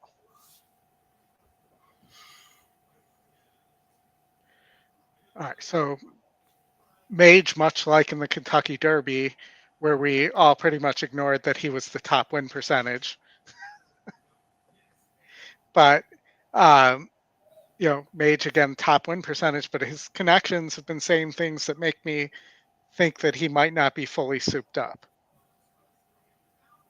That they've been using the term prep, which I don't like for the Travers, which I don't like hearing. Right. What are your thoughts on? I'm going to have a hard time leaving him off my ticket, but I totally agree with you. I find it interesting that Mandela's shipping over. Doesn't do that very often. Yeah. And so I'm thinking the one is probably live, just because they don't just ship the ship. They ship to win. So I am interested in the one a lot. Like maybe my top pick. Okay. So I'm going to tell you, I hate the one. I think that I just don't think the one's going to be able to rate here. I think, if anything, the one being here is going to push the Baffert to go too fast. Possibly. Could be, which could set it up nice. But I don't disagree. I mean, if the Baffert breaks slowly, it again, just my personal opinion versus, and I tend to have a strong expression of my opinion, and I often put horses in winner circles when I do that. But a couple horses that interest me here a little bit. Salute the Stars, I thought was really interesting as a horse with some tactical pace. I think that horse is going to be a big prize too, actually. And is a big step up in class. The system's telling us it's 18% to win. And if those horses go too fast and Mage is not fully souped up, I think this could also be the Tapit Trice race that everybody thought the Belmont was going to be. Yeah, I'm not a big fan of Tapit Trice, generally speaking. Yeah. Not saying this race couldn't set up for Tapit Trice, but I don't love that horse. I like the 7 a little bit. The Asmussen horse. Mm-hmm. And I don't know much about this Elizabeth Doblay's horse with Paco riding either, but I wish it would have finished. I wish it wouldn't have had whatever happened in the Gotham happen, so we'd have a better idea of the class level of this horse. Right. But definitely doesn't seem impossible. I think probably more of a sprinter. I think this is probably too long of a distance, just from looking at the GSR.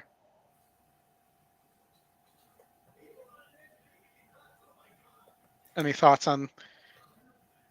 Yeah, I mean, it's hard to know for sure. Yeah.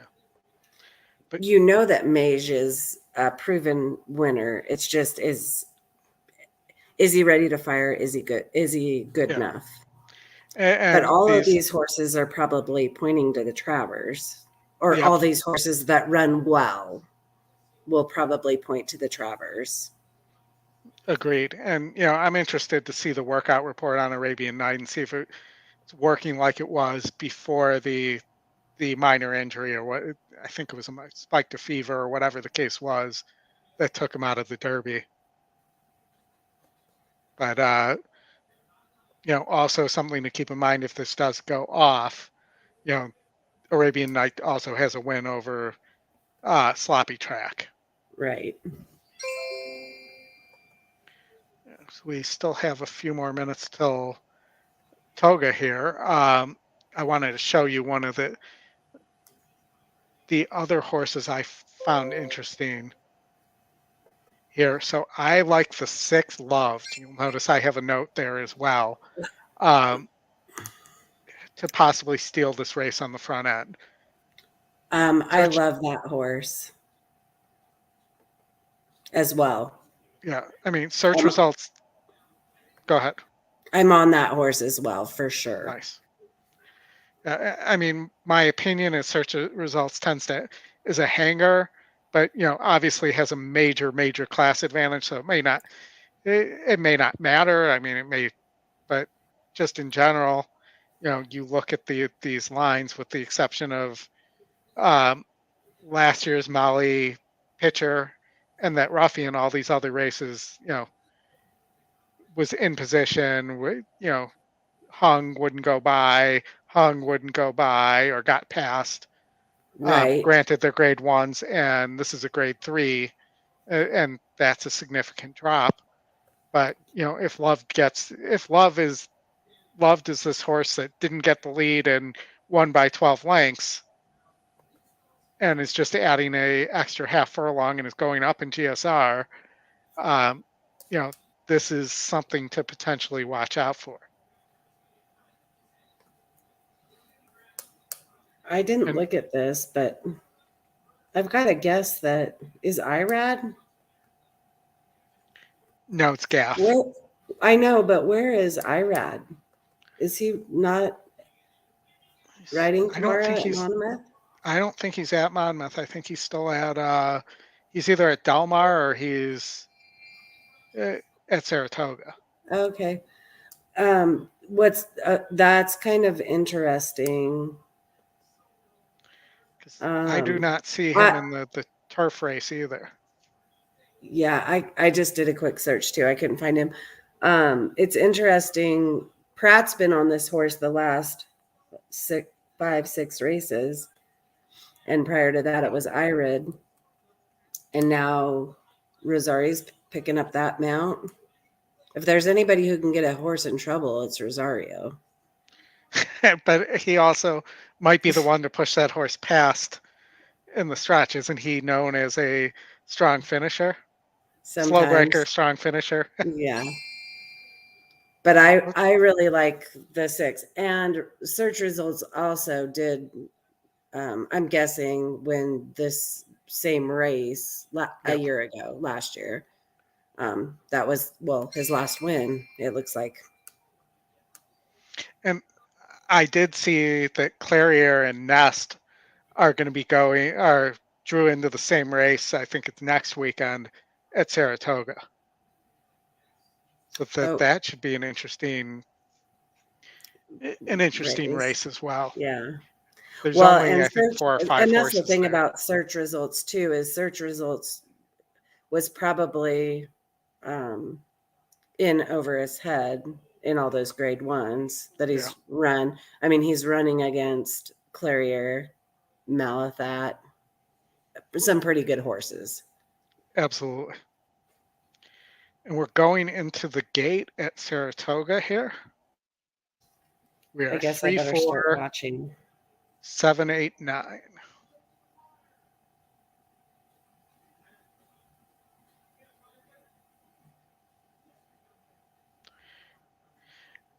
But it's a good card at Monmouth, I think, tomorrow. Yeah, I agree.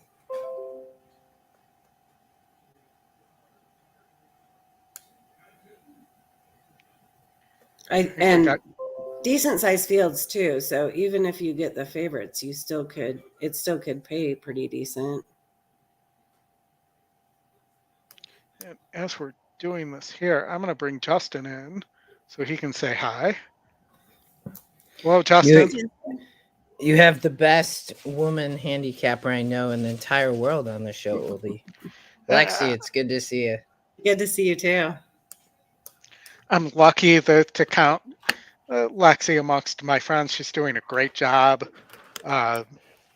Hopefully she will be willing to come on more often with us, because I definitely enjoy the conversation. Kind of like we used to do on the old Zooms, Lexi, before the Aqueduct Pick 6. Yep. We need to hit a couple more of those. Yes. We're all in the gate. The 3 broke sharply at Saratoga.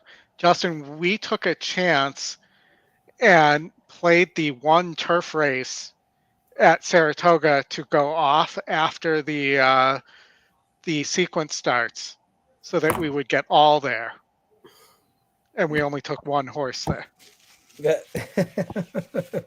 I like it. Your E long shot, your top pace is on the lead. Your E long shot, the 4 is in second.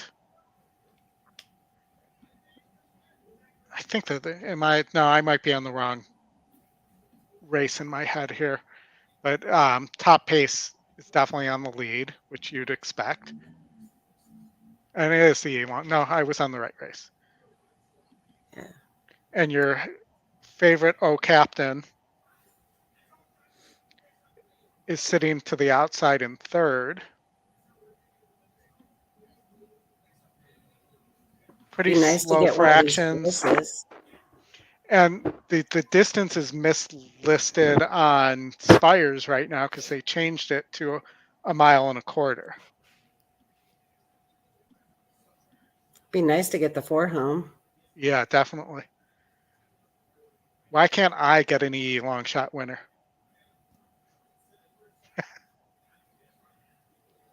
Justin, your 3 did not win. I know. I watched it. I was like on a meeting, and I kind of had a good trip, but didn't. It just kind of ran on. That was Come very on. disappointing. Come on, 4, stay up.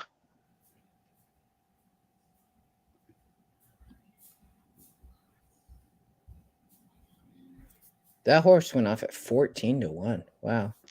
Oh, and I did not use the 13, did I? I don't did think not. so. That's top Isn't that kind? GSR. There's the 13. Is this race 6? Yeah. Been that Yeah. kind of day for me, Justin. Yeah, it's I don't know. There can be rough spots, huh? Yeah. Another Linda Rice horse that was supposed to have Jose Ortiz aboard. These races are tough though, Oldie. I mean, this is some of the most, I would say this time of year is some of the toughest racing you kind of see, to be honest. I mean, between Woodbine, Saratoga, Del Mar, you have Ellis still, running. I don't know. It's tough. I mean, it can be tough races for sure. Yeah, and Catherine gave us the 13. I was not paying attention. I did not see that in the chat. That horse had a big GSR, 82. But just wasn't, was an 80 last time out, just didn't pass anybody. Mm-hmm. Yeah, that's a nicely bred horse. I hadn't won in a long time. But with that said, second off the Linda Rice claim, right? And completely. And was putting Jose up even before he got hurt. And he's only riding pretty much live horses for Linda Rice these days. Mm-hmm. Mm-hmm.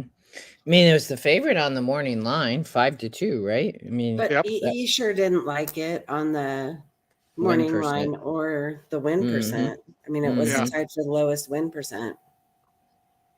And 4%. The 8-0 captain, also was pretty classy, but hadn't really beaten anybody. That horse took a lot of money. That's pretty crazy. Yeah. A lot of money for an 8-1 on the morning line. I just wonder if maybe people didn't know where to go here. Have you guys looked at Del Mar at all? There's some big fields at Del Mar.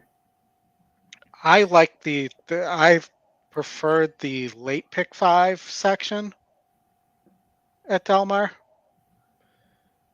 I only looked late. Oldie, just because you said that you wanted to chat through it a little bit. But Lexi, I was supposed to be there. I just had to cancel my trip. But bummer. My tickets are sitting on the counter at home. Well, you should have told me. I would have made a trip down. Mm-hmm. Just kidding. So I like Classic Cat as a single here at Del Mar in race 8. Is 4-1 on the morning line. I think that this 9, who is the other D'Amato horse, doesn't want the distance and is going to set things up nicely. There is a significant pace advantage, but Classic Cat is tactical and is drawing Rispoli. And if you look, Barrios is only 14%. Well, I mean, the only thing I would say, Oldie, to this, because I looked at this race for a while, and that horse is going to have a big pace advantage, in my opinion. And I don't know what Barrios. I didn't get a chance to look yet, but Del Mar usually posts jockey standings from past meets, and I would just tell everybody pay attention to that because it can be telling. But he ran last summer. He had an incredible meet at Del Mar.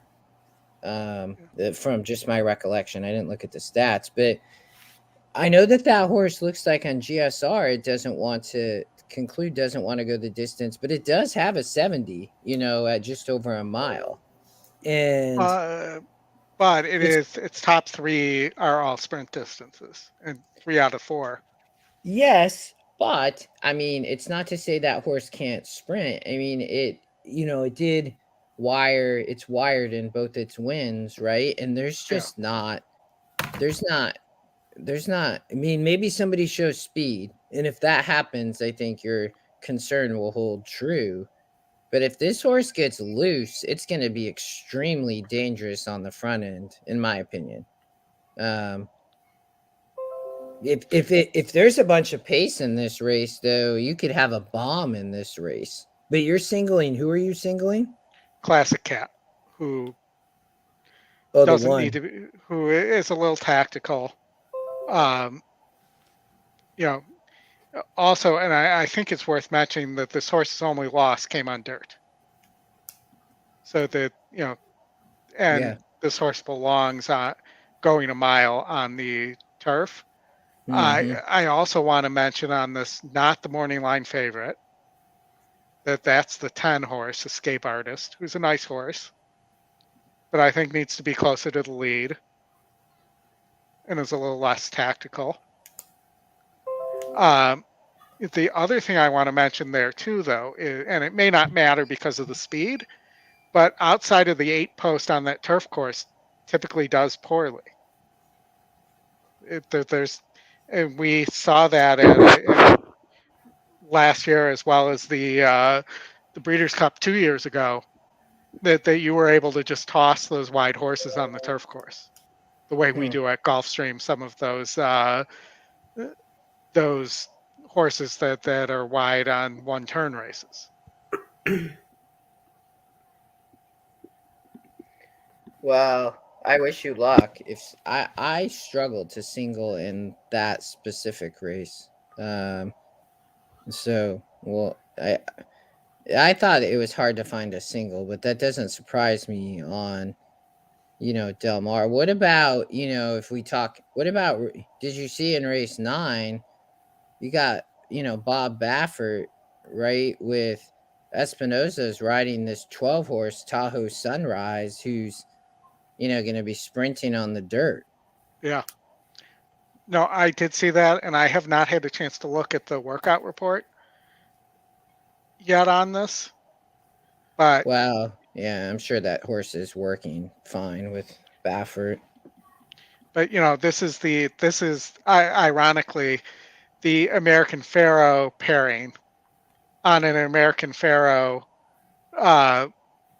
progeny. Mm-hmm. Mm-hmm. Espinosa rode Pharaoh for Baffert, and they have not had a race together in the last year.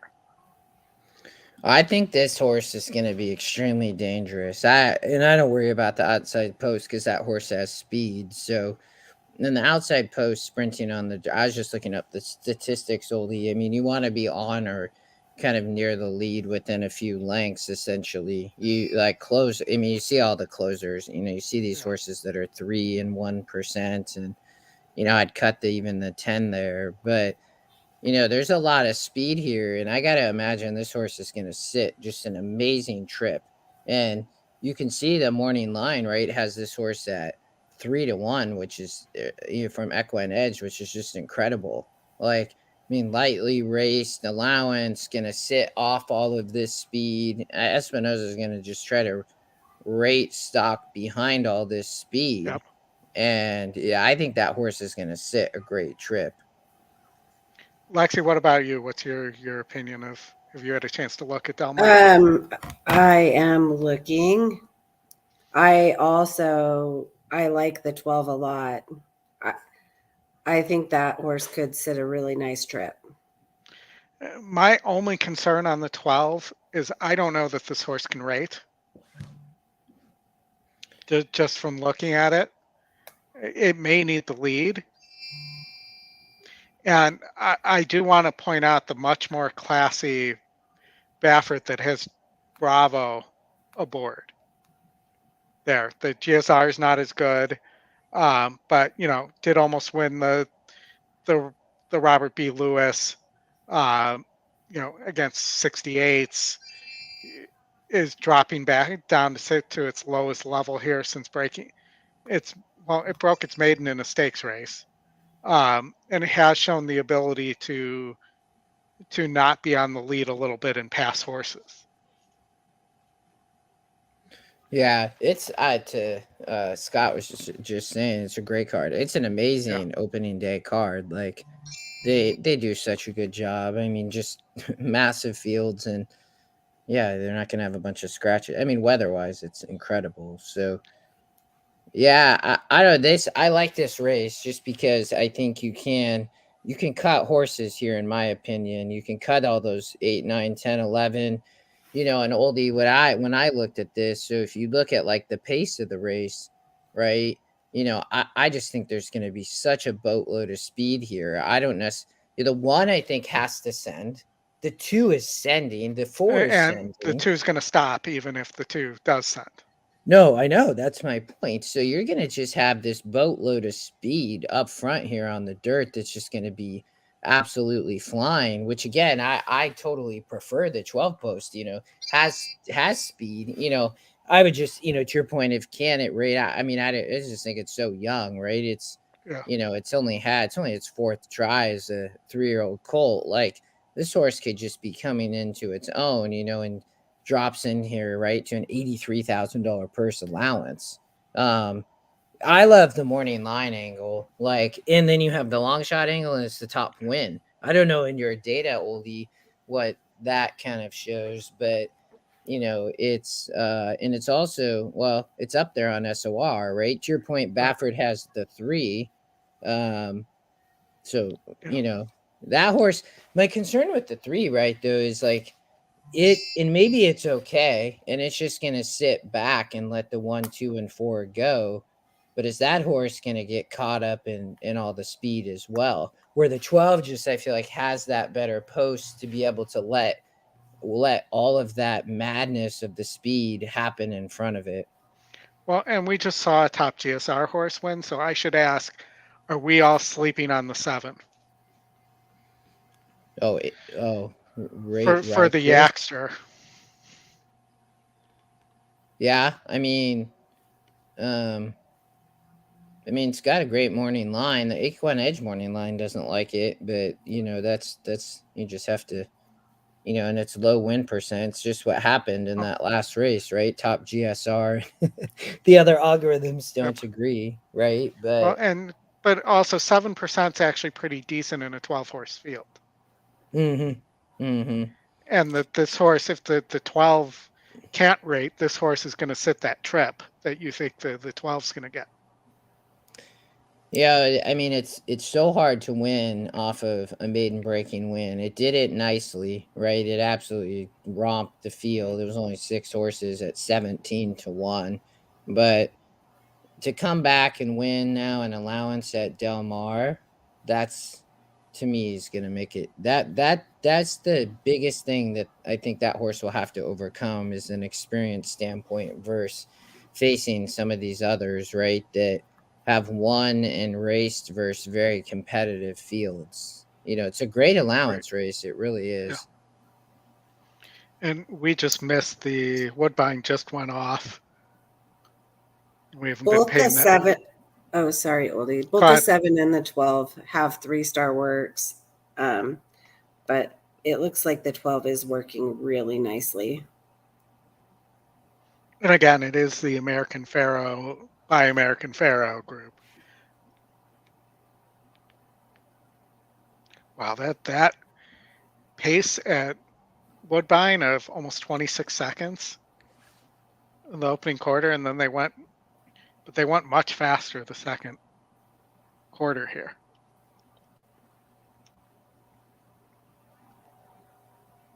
Catherine said to use the Bravo.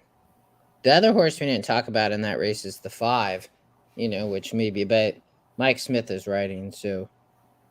Well, Mike Smith is riding tomorrow in the at Monmouth too. Oh, so he's red eyeing it. Yeah, that truly is. That probably is, man. That's a little wild. I mean, he's riding late on the afternoon card at Del Mar. I don't think that 6 gonna get up. I think the 5 gonna win. Yeah. It's hard to tell on the angle until who was actually ahead until you got there. And all right, so let's go back to Del Mar for a second here. Where was I? There we go. So you're talking about the 5. My concern on the 5, Mike starts Smith's riding. Yeah, and the low GSR, and it only beat 48s by a length and a half. Yeah, That's it's jumping way up in class. That is a system horse, though. Anytime always the second EquinEdge pick, they all can be very interesting, but it does have a good win percent. Sometimes I like those horses that have lower win percents like that, but the system obviously thinks that horse can improve versus these to put in EquinEdge picks, and it's got the second win percent. Well, and this is just even with that single that I like, that this is such a tough sequence with that first race being a 5 furlong turf sprint. Let's go to race 6. I'm just I'm not saying this is what I'm playing. I'm just starting the system with something here.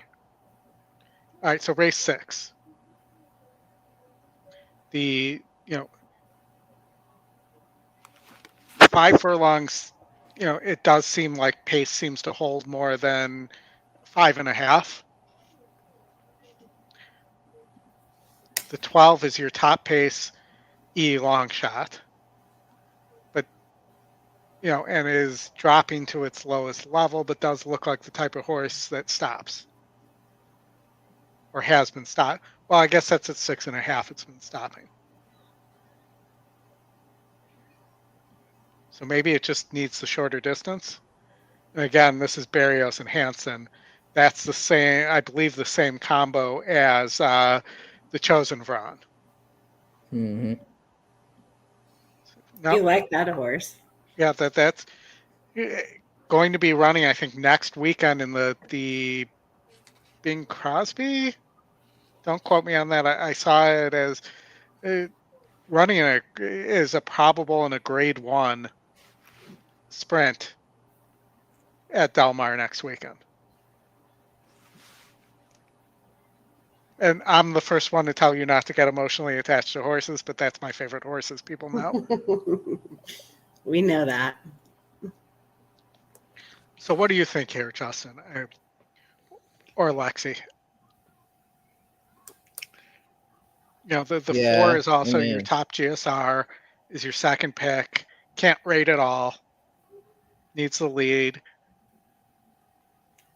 Which, maybe gets it. The 4 could get the lead or the 12 could get the lead. Barrios can ascend from that post, but the 12's going to have to be so much faster from that outside post, though, to be able to get over.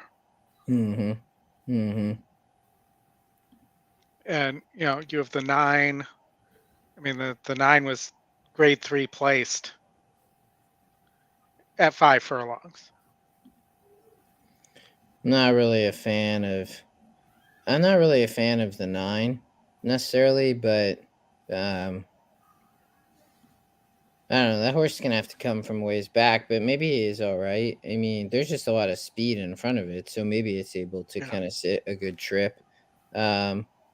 I look for somebody who's going to be somewhat forwardly placed and not too far back. Maybe that horse will be within a few lengths, but it doesn't look like it has a ton of speed, right? So, yeah. I think the 12 is dangerous. I don't think you can toss the 4. That horse, I think can run fine. From a longer shot, I think ambivalent is a little bit interesting. It's Doug O'Neill Gutierrez, so like connections. This horse is coming off big layoffs, but it hasn't been. That horse has predominantly been running kind of on, longer on dirt. I don't really know what's going on here, but I think that's the stuff at a meet like Del Mar, you better pay attention. This horse has raced at Del Mar. It broke its maiden and then has one race in essentially 2.5 years, right? Yeah. But again, but why would they? If this horse isn't live, why bring it to Del Mar? Well, that's my point. This horse is extremely, extremely sneaky, in my opinion. Because the win percent, Oldy. It's 13%, and again, there's a lot of speed. I think this horse is working well. I just looked. you know, Gutierrez here, Doug O'Neill, you know, you're going to get a good price. I mean, and this horse has been racing at Del Mar, right? If you look, when it's only raced 9 times as a 5-year-old, but 1, 2, 3, 5, half its races have been at Del Mar on the dirt. And so I think the question, Oldy, if you look here, is right, like, is this horse anywhere close to the same horse? But I would say, though, this horse looked really good when it was younger, right? I mean, racing, you know, as a juvenile, essentially at Del Mar, and nearly winning, you know, that was on the turf going 2 turns. So it's obviously a talented horse, and that at the same time, right, they're going to sprint on the turf. So, Yep. you know, and look what it did when it sprinted on the turf last out at Del Mar. I mean, it ran in a 64 and nearly won the race at 16-1. And now this horse shows up at 13% off a nearly year-long. Its last, you know, that was probably near the end of I don't know when that was in the Del Mar meet, but, you know, now shows up. So, well, I will probably go ahead, Oldie. As I say, I'm gonna put some money on this horse. I think this horse is extremely sneaky. Well, I also think so. The system likes this 10 horse as a top pick, but it's 52 GSR. So, you know, and it looks like it it's not that it doesn't want turf. It's just that it appears to be too short.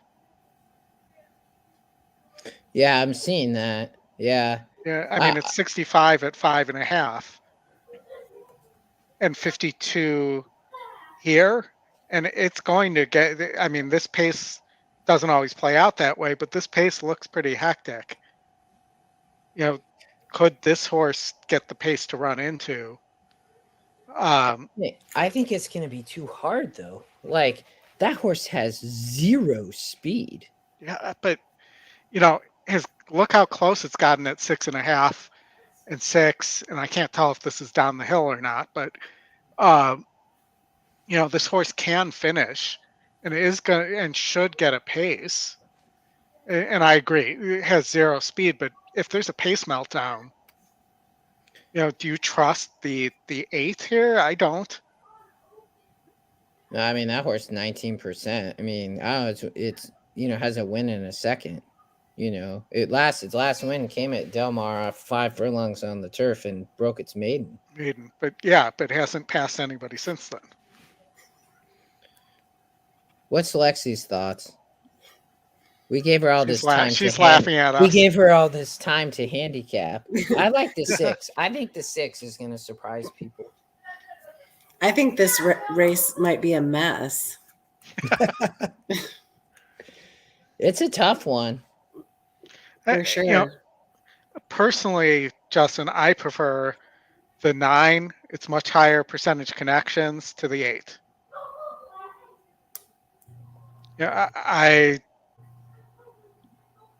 don't, you know, if the 8 was alive, my opinion is D'Amato wouldn't have Gonzalez aboard. They're you know, 7% in 41 starts. Mm-hmm. You know, is getting a weight advantage, but, you know, the only change I'd make here would be something like that. So you get your 2 top pace horses. You know, the 5's also really fast, and shouldn't be ignored, but is a little lower in terms of class.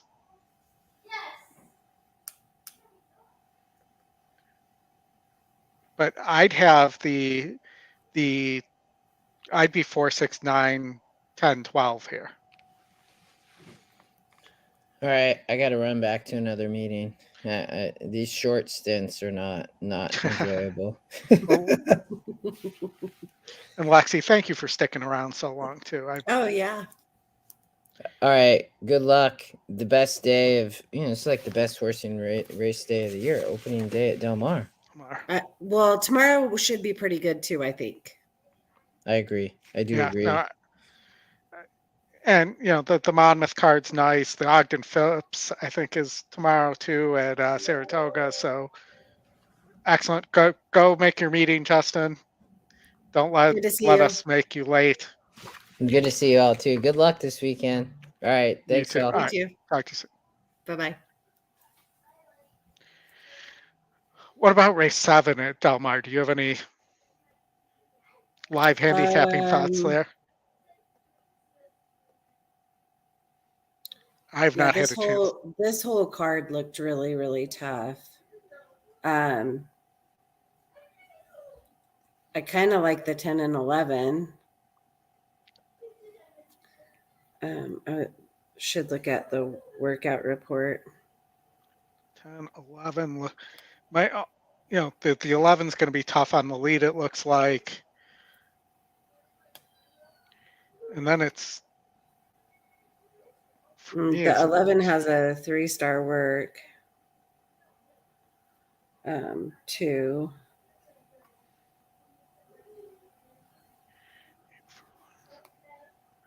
I'm just looking for anything we might miss here. So you have first time Doug O'Neill on the 3,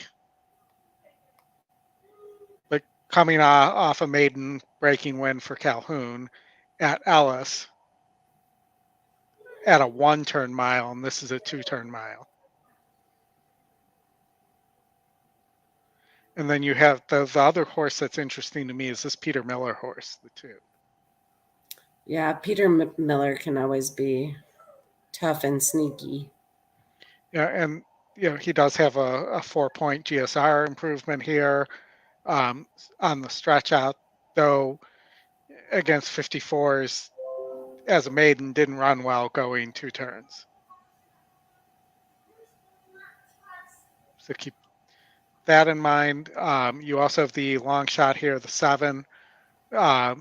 This is this might be an interesting horse too, but doesn't, was in against maidens on the turf. Seems to be running better on the turf than it has been on the dirt.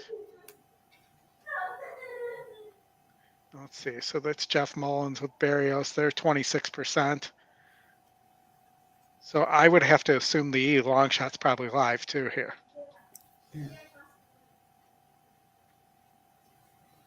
And, if I were to use all this, we'd be getting pretty expensive. Oh, I know. That's the thing. This whole sequence is hard. I can tell you in the last race, the 10th race, I kind of like the 1, and the 1's not even. I'm getting picked up. For some reason, it's picking up the 9, that they're the same win percentage, but it's picking up the 9. But the 1's the second pick, or EE's second pick. What's the workout on this Sadler second time US? Oh, that's interesting too. Let me see.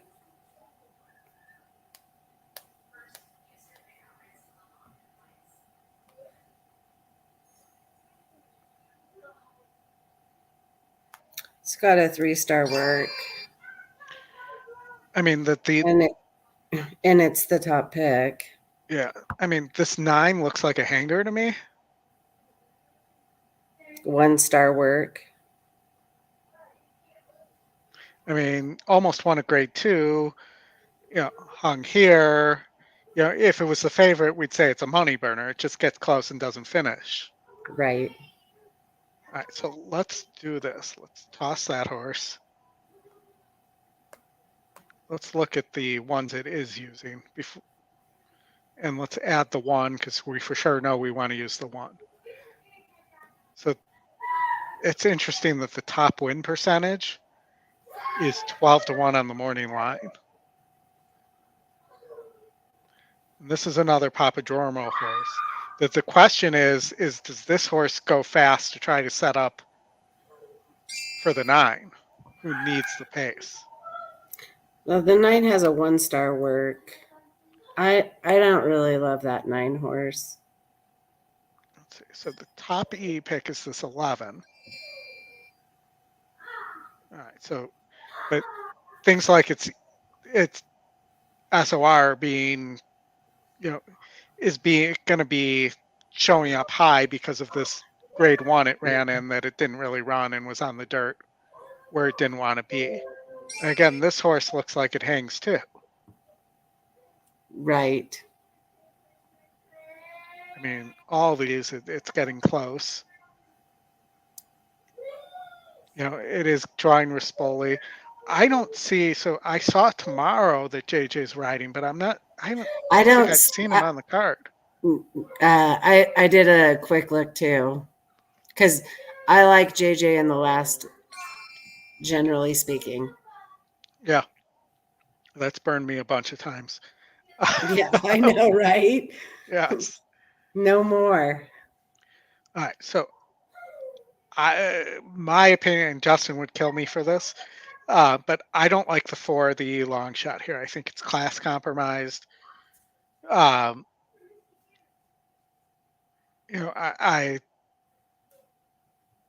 look at this horse as the type that gets close and then gets passed. Let's see, is there anything else here that we'd be interested in?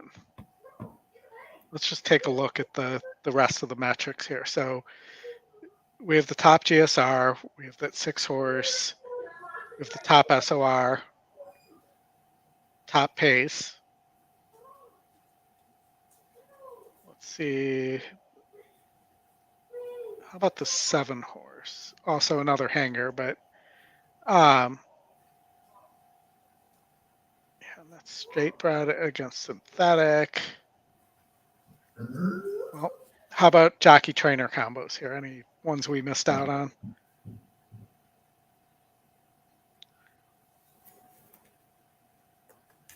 mean, the only one's the Maldonado one that we already We don't like that got horse. rid of. Yeah. That was this horse, the Powell horse.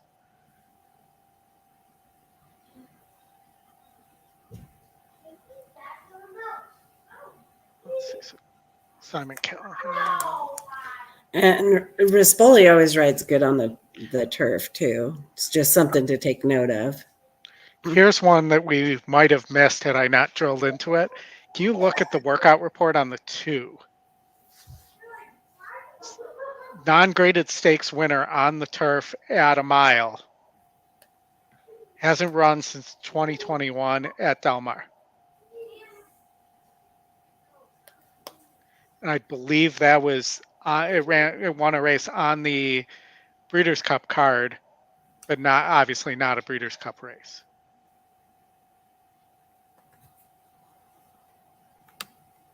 But he is working good. 3-star work. Yeah, you see here too, the workout pattern looks pretty solid too. Yep. Like that. So, if we wanted to add a long shot, you also see the morning line is seeing what the rest of the system's missing here, and you get Bravo on the turf. Mm-hmm. So how about we add that one? Yep. And then do we think we have, so for me, the one horse I didn't like here at in race 9 that the system likes is the 5. You okay if I switch that out for the 7, noting that Vasquez and Yakatine, the Yakster as I call him, are 44% as a combo? Yep. All right, so let's see what this, I mean, obviously there's a chance that this loses, but that's what that kind of looks like.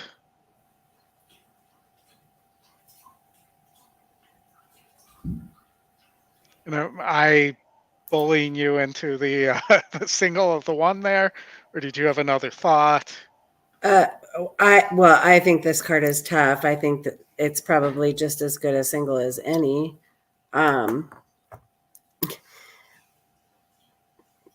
I don't, if I was to play a ticket like this, I would, I mean, you have to take a shot somewhere. I would either single the 12, maybe in race 9. I mean, it's a big shot though. Yeah, and I would have, before I did that, I would have to look at the post position stats to see whether you Stats. can win Yep. out of the 12 posts too. Yep. Because that, especially going one turn, typically that wide might be an issue. And you have let's just look here. So I just wanted to look at this 13 who, this is the other horse that's a little interesting that I may have missed here, but the post is bad. Is the Sadler horse here that does have a win again, and granted it was on the lead, the 13. So the 13 is probably going to have to go because this horse looks like it needs the lead at a mile. So that might be the horse that goes with the 9.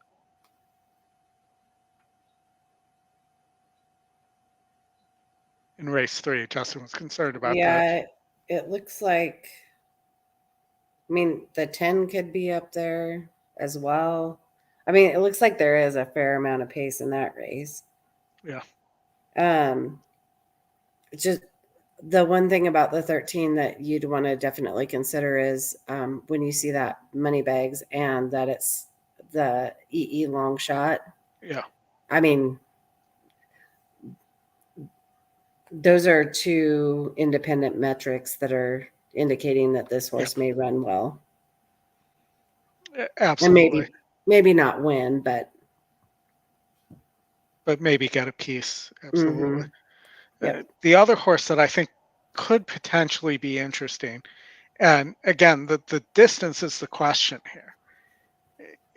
Is this 7 horse? It is a Boltadoro, so the distance shouldn't be a problem, even though it seems like it's bred for shorter. And if that pace does happen, this is the horse that I think could, if the 1 is too close and too sharp to that pace, I think this horse, which has a 70 at 8.5, could be a horse to watch out for. And I also would look at the 3 a little bit. He doesn't like the 3 as much, but I think that's because of the 45 on the GSR, and its wins are all on synthetic, I believe. Yeah, I think that's why.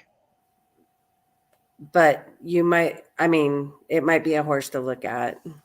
Yeah, I mean, if this 23% trainer, non-graded stakes, and a sharp 3 for a long workout.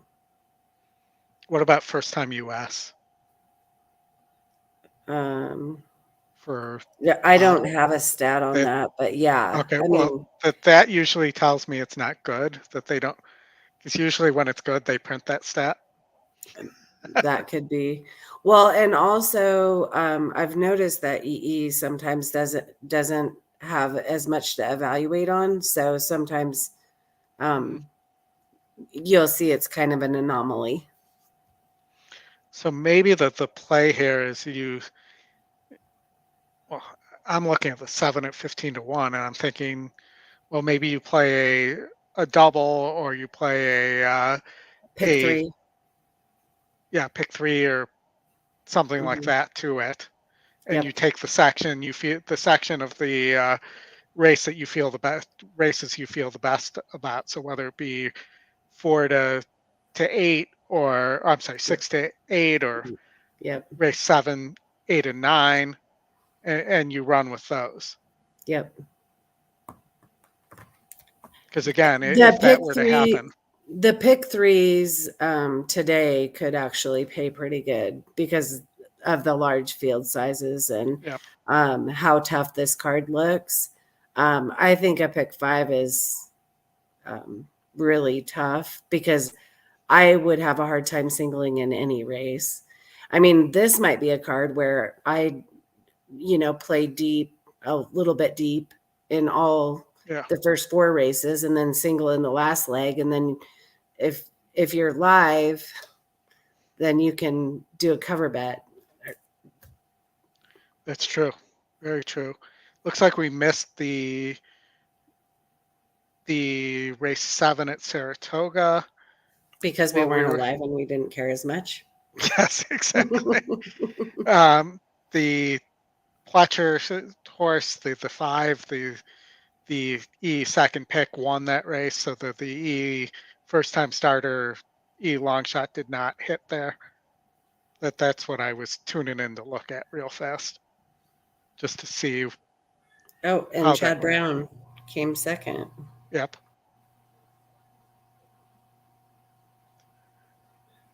And all right, so yeah, I mean, there's several different ways you could play this and cover yourself. I mean, my feeling is that the 1 is the top horse here, but in this leg, but there's definitely the possibility. Why am I on the wrong leg here? But there's definitely a possibility that this pace goes too fast and it melts down and you get a bomb. Yes. And I do want to point out there is a Baffert turf horse here. Which Baffert doesn't run on the turf often. Well, first time turf. So did we have a workout on Mr. Fisk? Who, for those of you who are comic book fans, I believe that is the Spider-Man and Daredevil's enemy. 4-star work, actually. There's 2 4-star works in that race, the 9 and the 6. The 6 does not appear to need the lead, which is unusual for a Baffert. And the 9 is the top pick. Bruno's top pick. I usually ignore his picks. I can too, but does have a good win percentage. Yeah. I just, and then again, it comes back to, and I keep doing that. Hold on. I'm trying to switch back screens here. Still not very good at the operation of the show type piece of this. So I think you're doing great. Thank you. We have Woodbine about to go off. I know we're not alive to anything, but I will tell you, let me just pull the spreadsheet up here. I have at Woodbine, Woodbine is 2424 with a top. So the 4 is your top pace. The top SOR is the 2 here. Let's see. So 2-4, you're obviously getting better value on the 4. Who's the top pace? Let's just see. Surface here at Woodbine. I'll make this go away for a second.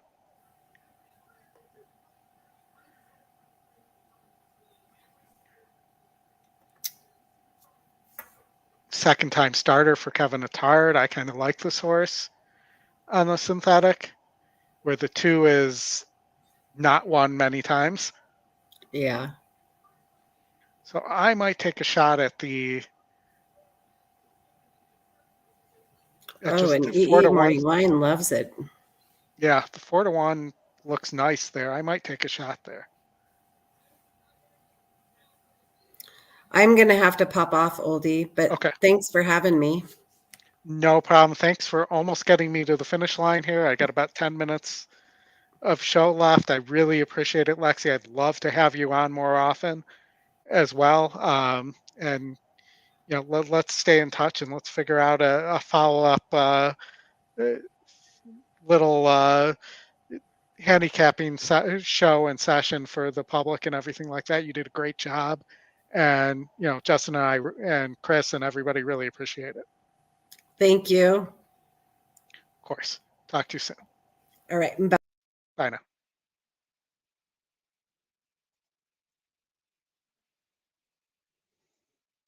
All right, everybody. We got about 10 minutes left. I'm going to bring the Woodbine page back up here.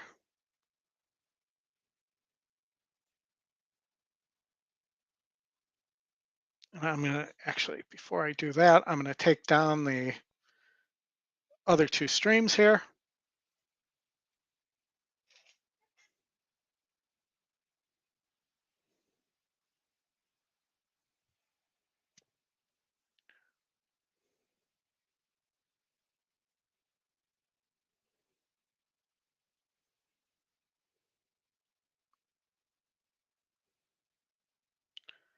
And we're loaded in the gate.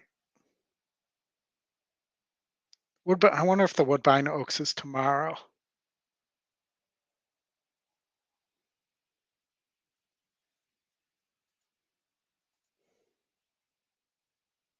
And of course, the top pace horse, the 4, blew the break.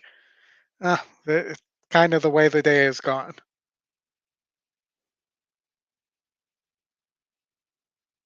And we'll make this our last race. I can pull up the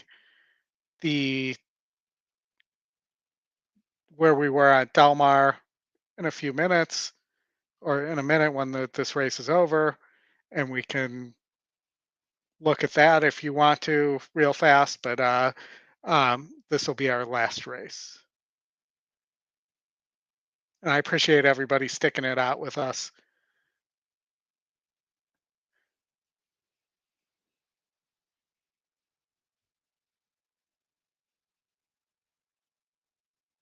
And it looks like the 2 is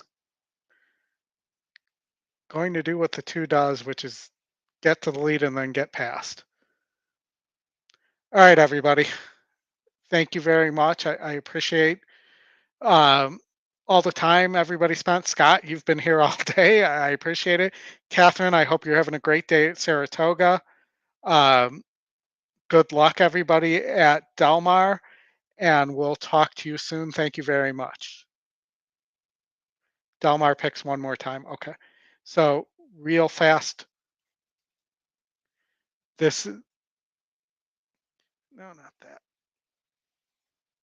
This is where Justin, Lexi, and I ended up for a pick 5. I know it's a little large, but these are huge fields. Again, and so that's kind of where we were. We didn't look at the early section with all the maidens. We just looked at the late section. Appreciate it. Thank you, Lewis. Appreciate everybody sticking it out. I hope it was fun. Good luck with your Del Mar bets if you're playing Del Mar. And if you want to talk horses this weekend, I'll be in the WhatsApp chat. I'll be on Twitter. I'll be around. So, I still love to talk horses and talk racing. Great day tomorrow at Monmouth, as well as a good card at Saratoga.